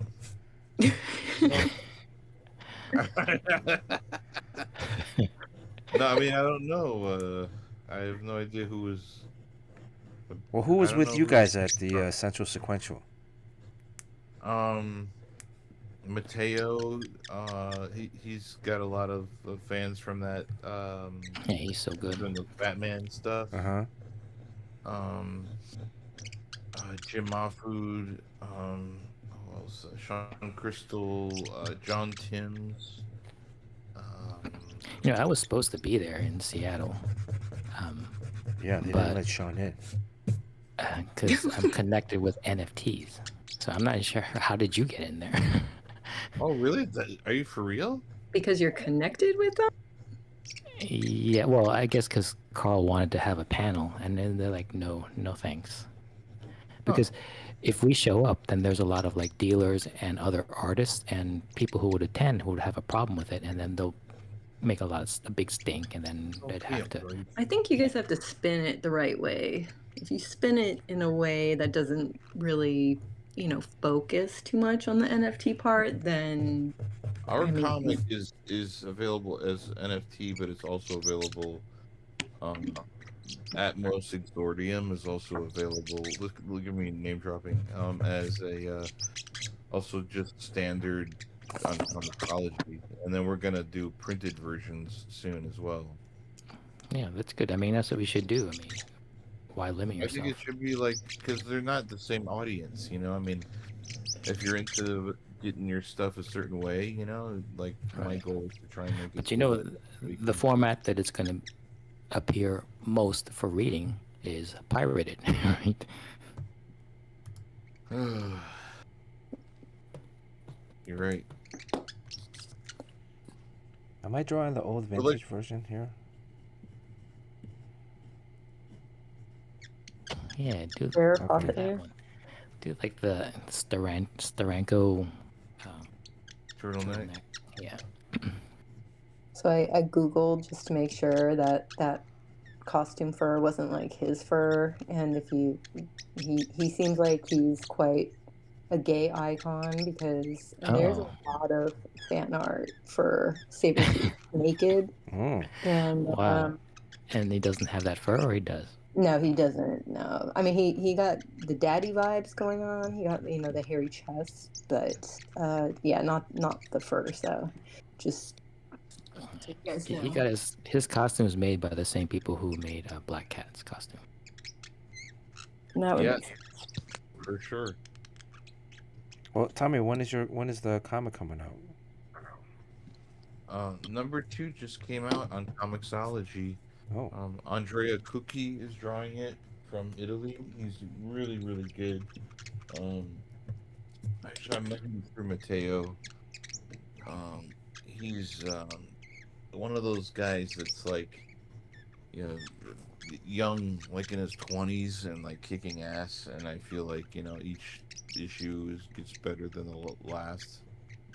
He's very humble and is very good at taking constructive criticism. I go through each page with him and kind of Wow. make sure his storytelling is the best it can be, um, and I can just really see his growth exponentially. Um, just getting stronger every issue. He's great. He's doing a really good job. Real hard worker. So, and it's cool because like the stuff we're drawing in the comic is inspiring the game, and the stuff we're working on the game is inspiring the comic. And then I'm directing these short, like 1 minute animations that are on the website, and it's all kind of like trying to make it all cohesive. Yeah. So it's a fun challenge because they're all different mediums and trying to make them all work together. Synergy. So we've got about another month or so until we're done with the first playable level of the game. That will be like that, not for public release, but for like investors and more for the industry type people. And Are you guys so coming yeah, out for E3? probably not this year. Maybe I don't know. I'm not. I'm not sure. Depends. Depends how worth it is. Yeah. Especially when you're a small independent company, not and you're trying to like you're funding this stuff yourself through investment and all these things, and you kind of really have to pick and choose like where do you really put your resources, and stuff. So sometimes like it's like when you're starting in comics and you're like, well, do I really have the time and money to invest into going to a convention and setting up and buying a table? Right. And it's kind of like that, but to a different extent, where you're gonna be, you really have to pick and choose your battles, and where you get advertising, are you gonna buy ads on Instagram, or all that kind of stuff. So but yeah, but soon I think we'll have some pretty cool stuff to start showing as far as the game goes. And but even on when we do a digital, even like the NFT ones, we normally actually give them away. So right now we're more interested in kind of like building our audience. Mm-hmm. And so stuff like but we do generative covers, so like you have one of one covers, like where I do like lots of covers where there's a bunch of different layers, and we figure out how to basically we write an algorithm for each one where we can Oh have wow. Yeah, that's one of like the one. profile pics, like the 10,000 variations type thing. Yeah, that kind of thing. So you get a 24-page comic plus a unique cover that no one else has, and you get a whole bunch of the making of concept art and everything that went into it. So it's not like that, like you were just saying, like that scammy kind of thing, but at the same time it's like eventually we'll collect it and you can get some of those things that way too. So they'll be like kind of depends what you're into. What I find is the NFT kind of audience, they're more like those collectors. They're not readers as much. Yeah. Yeah. So that's a little frustrating, especially when you put so much work into something rather than actually read it, enjoy it. But it's kind of like those collectors that buy a comic and put it in a bag and never actually crack it open. Well, I think it's even worse with NFT people. Sometimes they'll purchase it so that they can resell it for more money. Yeah, it immediately goes up on what the hell is that? OpenSea. Yes, exactly. And especially when we're giving the stuff away half the time, it's like, so there's methods that we have to kind of try to weed out like the bots and stuff. Oh, right, bots. Yeah, because they'll come along and just snatch everything up. You guys got anti-bot software, Sean? for 24/7? I don't know. I don't deal with that part, thankfully. Yeah, I'm kind of barely involved in that part as well. It's more like, figure it out, and then how can I figure out how to help make it more unique, and that's where like the generative covers and ideas come from. So it's kind of fun. I actually really enjoy.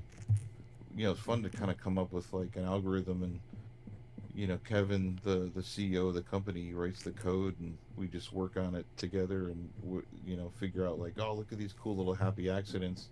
Sometimes the accidents aren't that great, and then so I'll actually like try and art direct every possible incarnation to the best I can. Spend the day kind of making a whole bunch of different layers that will work together, and then some of the it's like you roll the dice, and you see what comes out, and it's usually pretty fun. You're like, oh shit, look at that, it's like a different. Yeah, like since it's generative, like it spits it out the variations for you, and sometimes like you can really be surprised like how cool Yeah. something comes out, Yeah. and then yeah, sometimes it also comes up with shit. So.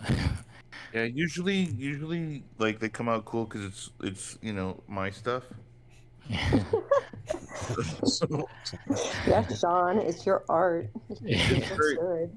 it's very rare that any layer will look bad if it's on its own or a different color.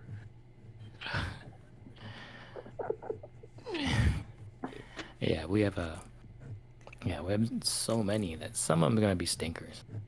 Yeah, of course. Those are the ones that go for the most money though, because they're like if they're super wacky. Who knows what collectors want? Yeah. They want metal chrome NFTs that you can. That's a digital piece of metal. Yeah, it's like the gold level of everything. Yeah. Let's make everything gold. Doesn't cost anything.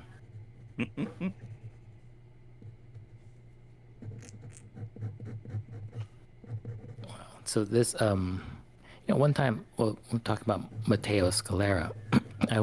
I like his artwork a lot, so I went to go find a lot of these interviews that he did, and he does them with like Sean Crystal a lot. So I was like, oh, cool, I'm gonna get some great art tips from this guy.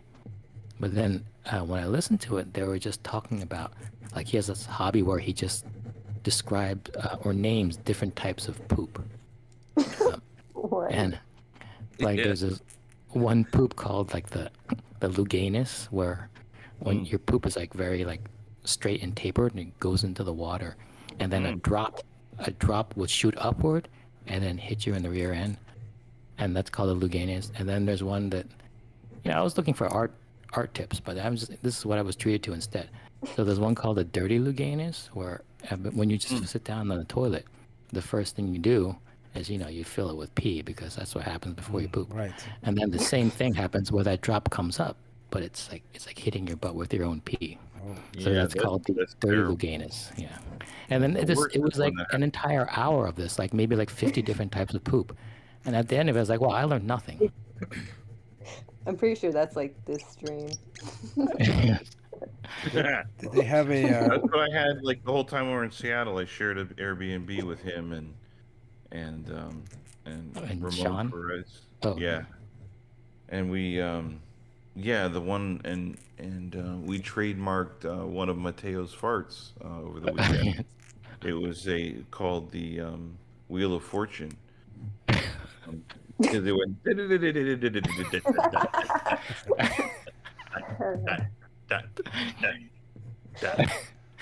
Bernard does that. Bernard names a lot of his poops. Well, Yeah, my that's poops. I mean, not the farts, like the question fart. Yeah, You're famous for that one. My farts Really? talk. Well, I cut one earlier when Courtney was talking. Did you guys hear that one? Yeah, I heard that. Yeah. But yeah, Some you massive- gotta do the question fart. That's the Mhm. most amazing thing.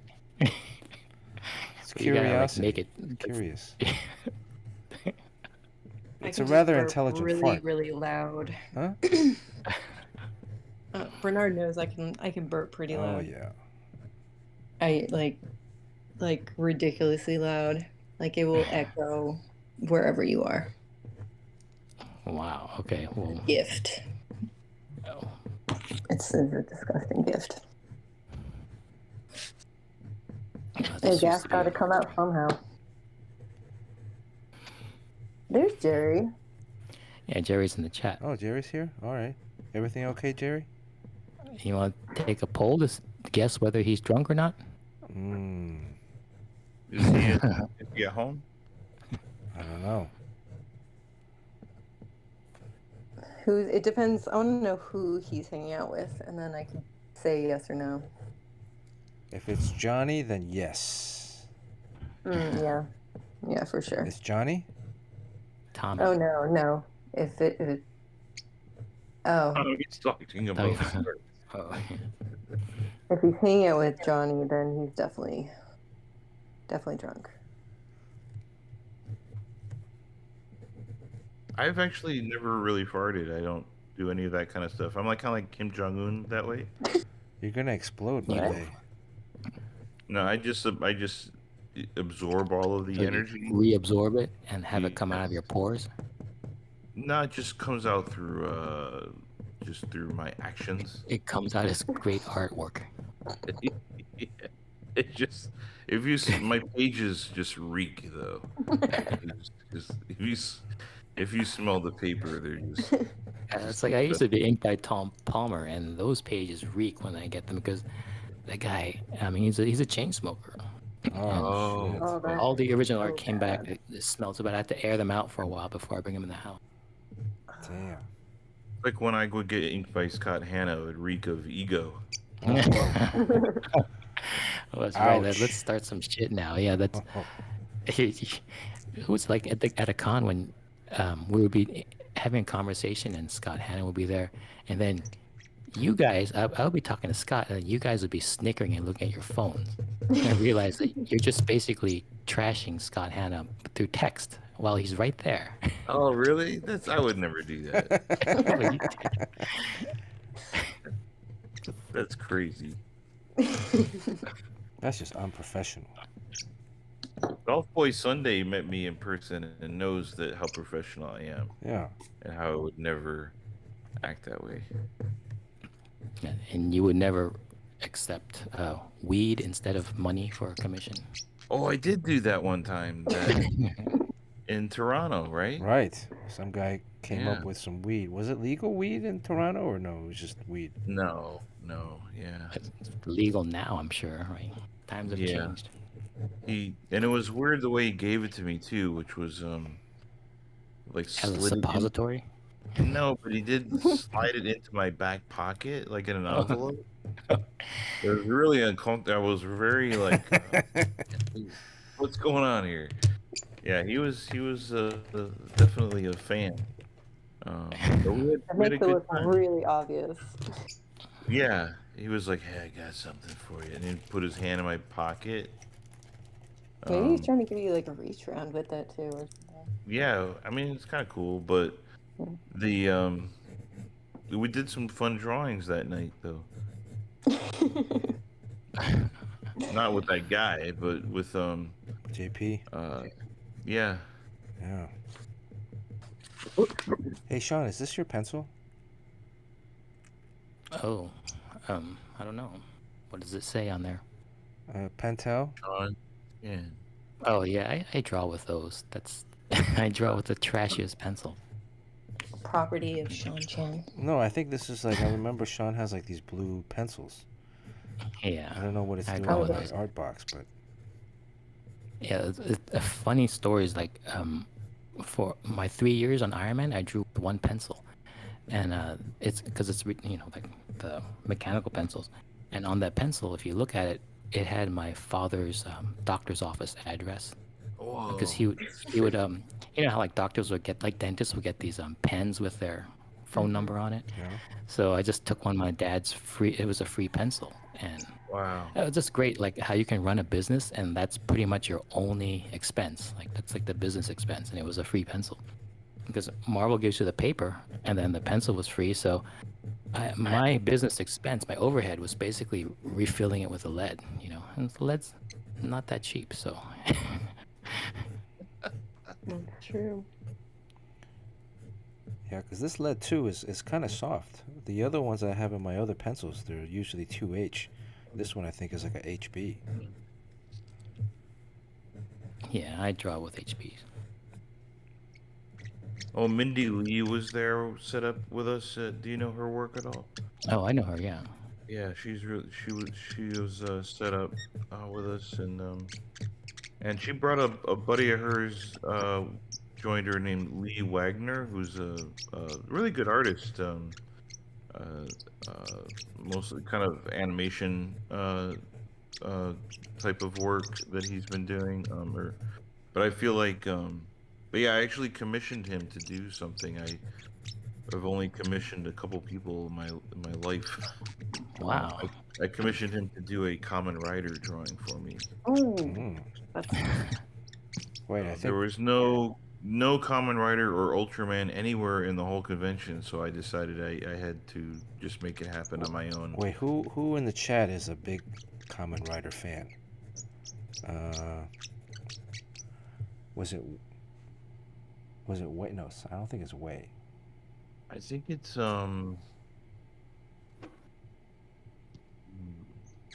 thing. Who's a big Kamen Rider? And he posts on Twitter about it. Oh man. Oh, really? So you're saying when you were looking for Kamen Rider, were you looking for toys? Mostly anything. By the way, while we're Yeah. on that topic, oh, Long Wu, yes, Long Wu. oh, Yeah. Shin Ultraman. Okay. Yeah, I saw it. I just saw it on the plane back. Oh wow, it was on the plane. Yeah. Wow. Did you like it better than Shin Godzilla, or? No, but they're very different. I mean, they're both. Those are two movies that Hideaki Anno wrote both of them. He did not direct Shin Ultraman like he did Shin Godzilla, but Okay. Shin Ultraman is really fun. It's like, I saw it with Henry, my son. Yeah. And we were just, he was laughing so hard at me geeking out. Because the whole movie is just it's like an homage. Kind of like in Shin Godzilla, there are several shots where they basically, like replicate some of the original 1954 shots from the original Godzilla, and this does that. This has, and also the way that movie used some of the original Akira Ifukube music. This movie did that same kind of thing. They used a lot of the old music. But they basically took the first 39 episodes of the original 1966-67 Ultraman and made a 2-hour movie out of it. So it's the exact story mostly. They kind of mess with the origin and combine it a little bit with Ultraman, Return of Ultraman, in my opinion. Right. But yeah, it's really cool, really entertaining, good all ages movie too. What is the Shin in Shin Godzilla and Shin Ultraman mean? And it's sort of like it means like new. yeah, like Like new, but also beginning. means the beginning. Yeah, or Yeah. beginning, but Oh, also Shin. is like Okay. Because yeah, it had a very humanistic aspect or perspective, yeah, right? From a kind of a ground looking up at these, Shin Godzilla. They had to go through all these government bureaucratic channels before they could do anything. Yeah, there's so many like big war room scenes in Shin Godzilla. And became Yeah. like really repetitive, but it was more, I think, a statement about bureaucratic oversight or like overreach or just layering of red tape or how governments just have so many that you can't react and do things on the fly as it's a very realistic approach, I think. yeah, Shin, for sure. it was realistic, but it was also a little wonky. Oh, because it's Ultraman. Yeah, Ultraman. I mean, when the first bad guy showed up, he was He kind of looks really kind of more colorful and cartoony. yeah, and then the second guy who Yeah. was only like a front facial, like empty half. That I thought was kind of a cool design. Right. Yeah, Was Well, that what's cool is those designs are updated versions of the originals from the 60s. so? Was the original? I mean, I remember Ultraman, but I don't remember these bad guys. Um, was the original bad guy was like a half face person or half body or Yeah, oh really? yeah. That guy was kind of in the movie. They more accentuated how he's kind of hollow, because in the old show it was a guy in a suit, Yeah. so they couldn't do a lot of that stuff. They kind of you could tell they were try to hint at those things in creative ways, but Hmm. but yeah, the movie they could really take advantage of that, and also even the way. I mean, if it's all all the kaiju and Ultraman are all CG, but they still make it feel like they could be people in suits Right. like the original. So yeah, it's pretty cool. What There are was some really neat. There's some cool photography in it. what was the reason why does Ultraman change colors? Well, that part I missed out on. That is, if you remember the old Ultraman, remember he had a little like orb on his chest that Yeah. would flash and beep when he was running out of power. Right. So they changed that. So this was the movie version of that. So instead of him having the beep beep beep, it was like because remember when he first shows up and lands on Earth, he has no color, Okay. and then basically gets like shot by the electric powers of the monster in the first fight, Yeah. and he absorbs the power, and then he starts to basically develop the color on his body as he absorbs the energy. Mm. And then and then as he starts to expel energy and gets weaker, then he would change where like green was his weakest color. So that was kind of like, so again they were honoring the original, staying very true to it, but also like it's almost like you're a cover band doing a song, and it's sort of like you can either stay directly true to it or you can kind of do your own thing, Right. and the best is sort of when there's a little bit of both, and I think that's kind of what Shin is in a meat. That's kind of how the way I take it is, even though it means new, it also means it seems to me like also just retaining and paying homage. Yeah. Because then Shin Kamen Rider is coming out soon in Oh, Japan. really? That is written and directed by Hideaki Anno. Okay. When is it coming out? I think the end of this month. Oh shit! I might be in Japan in May, so. Oh, dude! If you can get a pirate copy, I will. I will. Can't do we're that, against man. Piracy. Yeah, man, I'm super excited about that. Do they have? I got a new Kamen Rider flag for my new garage. I'm building a garage at my house. I mean, I never watched Kamen Rider before, so. I mean, I know about it. They have like those little Kamen bug Rider guys, is right? Kamen Rider is like not quite as old. Kamen Rider started in like 1971, I think. Yeah. And it's much lower budget. It's not as good of a show as Ultraman, Oh, but wait, are they motocross? there is a motocross. He does have a bike. Yeah. He's a grasshopper on a motorcycle. Hello, let's call up Not- Dan. We got Yeah. Yes, there you let's go. get his contact at Netflix. We just have to We don't license want an it. American version. They screw up everything. Yep. All right, let's. I'm pretty much done here, right? Yeah, that's Anything good. else? This is standard You get Sabertooth. out that. Maybe we should airbrush it. Oh, okay. Do you have any oil paints? I have. Let me get some watercolors. Punch it up a little. This gets your Joking around. expressor going. I think a mosaic treatment will be cool. Yeah. And some Zipatone. Let's have you cut out Zipatone and shade every aspect Yes. of his body. How about that? Little white for Is the that eyes. Make it toned happen. paper? Huh? Is that toned paper? Yeah, it's like it's kind of like brown tan paper. So,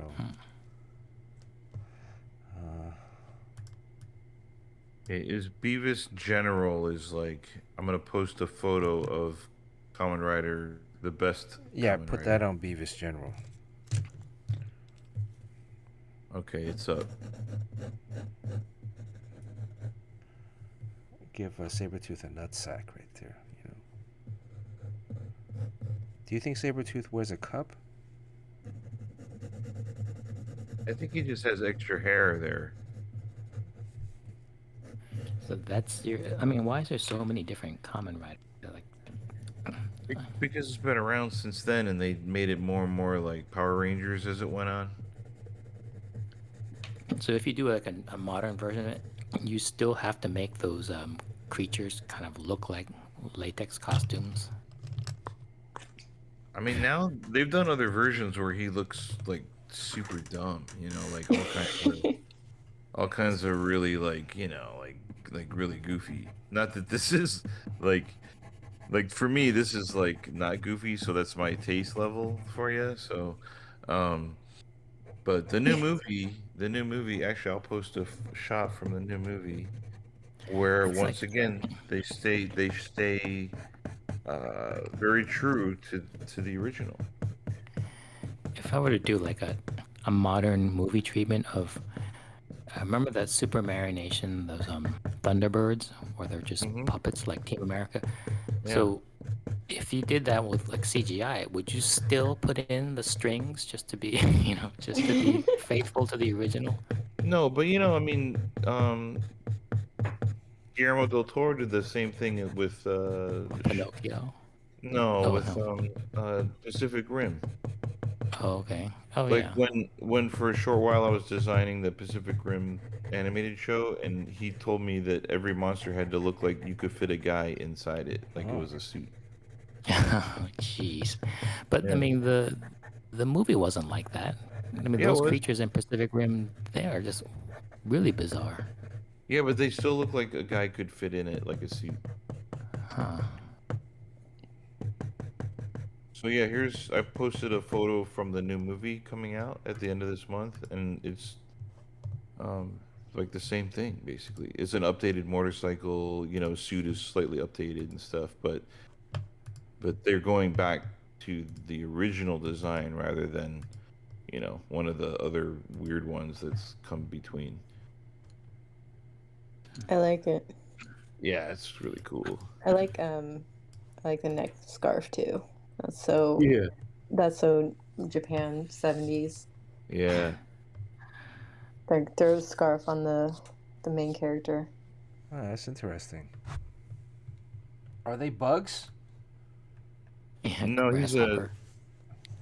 he's not, but there are different versions where the newer versions where he's basically he's kind of a cyborg. He's like a robot human, but he's been experimented on by this evil group called Shocker, and they Shocker. turn people into like monster hybrid cyborgs to, you know, take over the world kind of thing. But And so there's no they bugs capture though. him because he's like a super badass brainiac motocross racer. There's a movie, and the scientist who's developing all the stuff basically makes it so that he messes up the experiment, so they change his body, but they don't get to do the brainwashing part of it. Yeah. So he is able to escape and helps the doctor escape, and now he uses his power to destroy Shocker. And Shocker that's doesn't have basically any it. kind of backdoor code that allows him to. Well, they have a secret hand signal. There's a secret hand signal, yes, and they all have yeah, it's like some kind of, it's kind of like, remember Big Trouble in Little China where they do that, the different kung fu groups have a little signal they do at each other. Yeah. Kind of like that. Okay, let's give this drawing away. Tommy, you want to shoot me a number between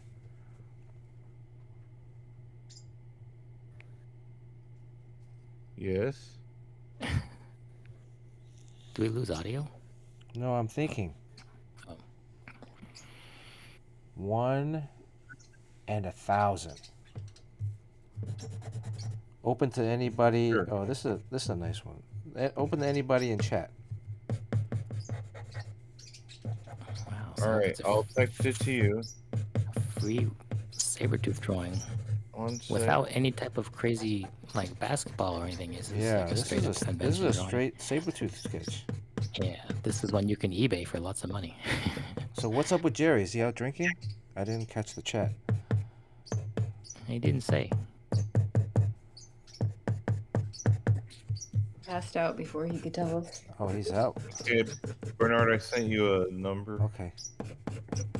In chat, let's open to everybody in chat. Punch up a number between 1 and 1,000. Closest wins. All your sub money goes towards costs covering the shipping, free shipping. When I started business in 2011, Can you center your drawing and maybe you can remove the reference stuff? Courtney, is it Courtney like this drawing? I went in on it. Oh yeah, okay. Yeah. Do a little highlight. Try to get it He's to not a full screen. naked, but is he naked? You want him to be Along naked? was here posted a trailer in the chat. I suggest watching it. It's really cool. I've seen this trailer already, but it's cool to see it on the. It's on the thread there. That actually that shot of Kamen Rider's head is my avatar for work. So like on Slack, we use Slack at work at the office, and that's my avatar. You know, that inker, Don Hillsman, ex-skateboarder, he has every single one of their toy. Oh, Kamen Rider? Yeah, I mean, That's insane. he spends so much money on it. It's crazy. Yeah, because like I'm not into, like I just like that original one.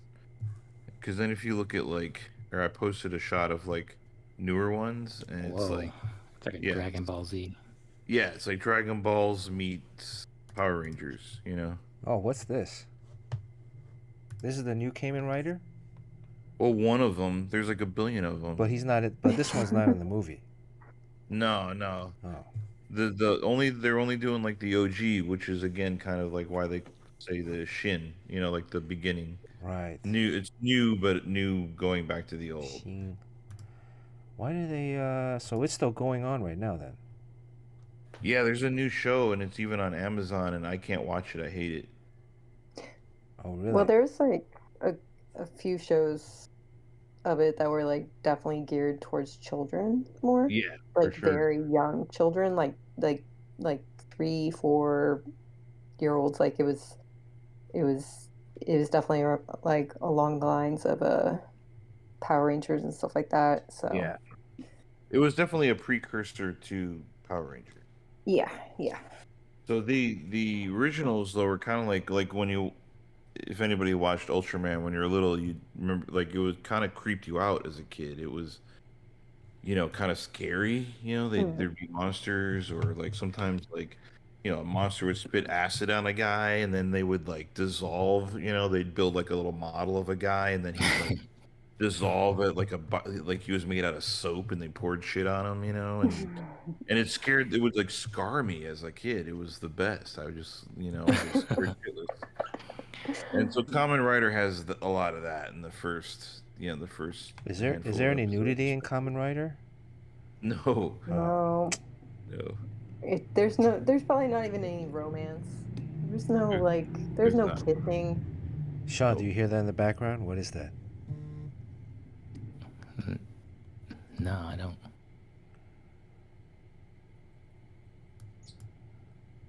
Oh, Right. wow. Is everybody in chat that wants to guess already? This is a weird number, Tommy. Lurky Lurk here. Lock it up. Everybody in chat gets a chance to pick a number. 1 in 1,000. Mexican Panda. Welcome to the stream, Mexican Panda. Disco Raid, Mexican Panda, Disco Raid. Thank you for the raid, Mexican Panda. Everybody guessed. Everybody wants to win this. Open to everybody in chat. Lurky Lurk locked it up. All right. Tommy, what was the number? You really want me to say? Oh, I can say it. 667. No, I. Hmm? 667. 667. Well, Golf somebody boy, maybe. just owe me, dude. Ooh, Golf It's Boy 666. 645. Oh, Huh? Anyone else? someone 828. 666. 666? Yep. Just some dude. 666. Is that James? I think that might be James. Holy cow. 666. Number of the beast. That's so close. I'm writing a new comic that about 666. Oh yeah. It was in my head, but I went one up just to throw you guys off. James, I will see you in WonderCon. No need to mail this. Good thing I'm not going to the post office yet. Something about going to the post office. So the person who won it the most recently is going to get theirs before people who've been waiting. No, I mean Years WonderCon's now. like 2 weeks away, 3 weeks away. I'm gonna get to the post office this week because I have Okay. a bunch of stuff. It's piling up. I need to go. Actually, I have to go to Staples to get more envelopes. So, all right. Just order them on Amazon. Well, I want to thank everybody for listening today. 2.5 hours almost. Tommy, We've been blessed by some great guests. thank you for showing up. Yeah, thanks for allowing me to be here. Well, dude, Tommy, you can show up anytime you want, man. I know. I'm just always forgetting and busy, and lots of times, I'm so You're like- worn out. Sometimes at night, I'm like the last thing I want to do is go Yeah. look on the computer and talk. But I always assume you're doing the Jay Leno thing, where in the garage with your head under the hood of a car. no, but soon I'll send you guys Endangered- pictures. My new Oh garage. yeah. Okay. So that I'm your new building. garage. That's when you're gonna be there all night long. Just don't burn your face off like Jay Leno did. Yeah. Okay. I was thinking that's like the equivalent of me building an indoor basketball court in my home. Yeah. Wow. Are you gonna sleep in there? Are you gonna get like a sleeping bag? I'm so excited. I think I probably will. That's awesome. Well, like, do you like Yeah. in my home? I've slept in almost every corner of my home to maximize usage of the square footage, or taking a nap. So I've like taken a nap in front of the TV on the floor, by Yeah. the staircase, yeah, in the hallway. What about up above, like your bathroom, like in that crawl space area? No, that Storage doesn't space. support enough weight per Okay. square foot. It's not meant to step on.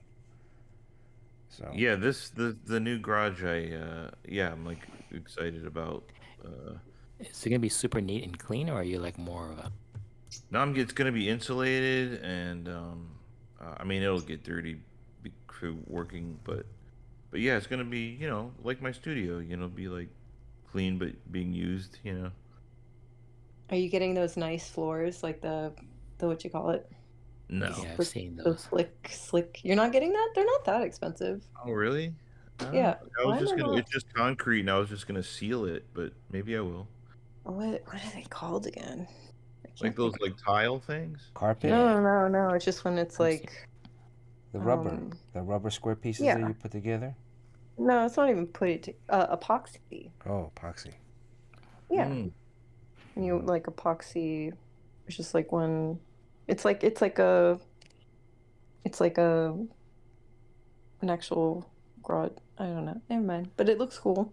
Nice. Oh, I'll look Yeah, it up. you don't want to sleep on concrete, so yeah, maybe you need No, something. I'm gonna have like a cot and shit. Yeah, last time I slept on God. concrete, I caught COVID. Yeah. That's where it comes from. We got some artsy Bible nerd, Owlzilla71. Crispy Papa's here from Melbourne. Did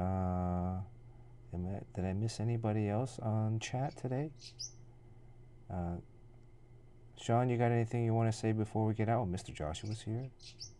Not so much. I mean, keep an eye out. I think we're gonna launch Genesis soon, and me on Instagram.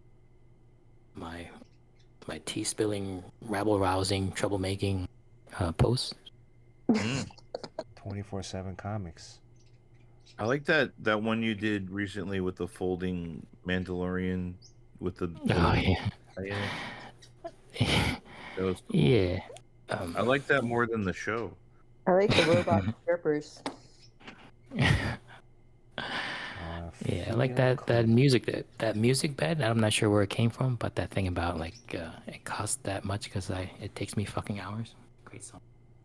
I've been doing some cool Kamen Rider remixes on Instagram, so watch out for those. Cool. Courtney, anything you want to add before we get out of here? No. No. Hi, everybody. You don't want to promote 27 comics, 24/7 comics, 24/7 comics. or you don't want to promote Well, Atmos? I'm coming to LA in May. Maybe there's a shop that wants me to do a signing or something. I'll come over. Oh yeah. Well, you should go to Little Tokyo. They have like 3 other stores now in Little Tokyo. Oh. There was no Kamen Rider anywhere at Emerald City. That's weird. And they had like 2 Ultraman, and it was like new crappy Ultraman. Tommy, you just need to make it over to Tokyo. I know. All right. I'm thinking about maybe going in December. There's a convention in Tokyo. It's so cold. Oh yeah, though. we went to Just that one a wondering. couple years ago. All right. Too cold. Well, thank you everybody for watching. Thank you for jumping on, Tommy. Thank you Thanks, to Dan DiDio and Fletcher Chufong all the way from, and Adam Schlagman all the way from Florida. Courtney, thank you so much for gracing us with your presence. Sean, thank you. for having me. No problem. Great drawing. And thank you guys for watching. Thank you, Dr. Midnight. Thank you for all the subs.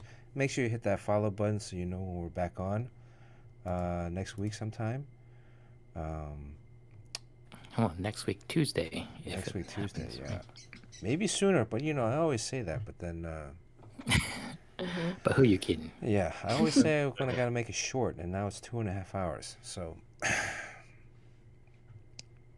Alright, well... Well, next time I come on, I'll set an alarm, and I'll be, like, really mean about it. Okay. Well, happy holidays, everybody. I gotta put Butthead to sleep in the cage downstairs. See you guys soon. Take care. Love you. Okay, bye, See you guys. next Tuesday. Okay. Happy holidays. Happy holidays. Oh, let's wait. Hold on. Let's rate somebody. I always forget. We gotta rate somebody. Who are we gonna rate? Hey, Yojimbo, what's up with Michael? I haven't seen him on stream lately. Is everything okay? I'm not on Twitch. I haven't been on Twitch as much either. Who should we raid? Riri? Oh, Mike had a baby, I guess. Yeah, I know he had a kid, but I guess maybe that's keeping him busy. Yeah, they tend to do that. Especially just if you're gonna stream live. YT mangas. Is that why who we're rating? YT mangas. Does that mean white mangoes? Whitey, it means Whitey Man Gas is what it is. Oh, he's doing some Whitey story Man panels. YT man, let's rate him. YT manga.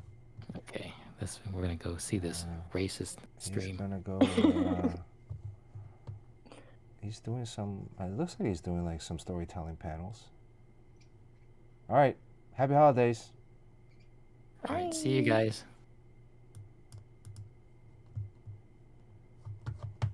All right.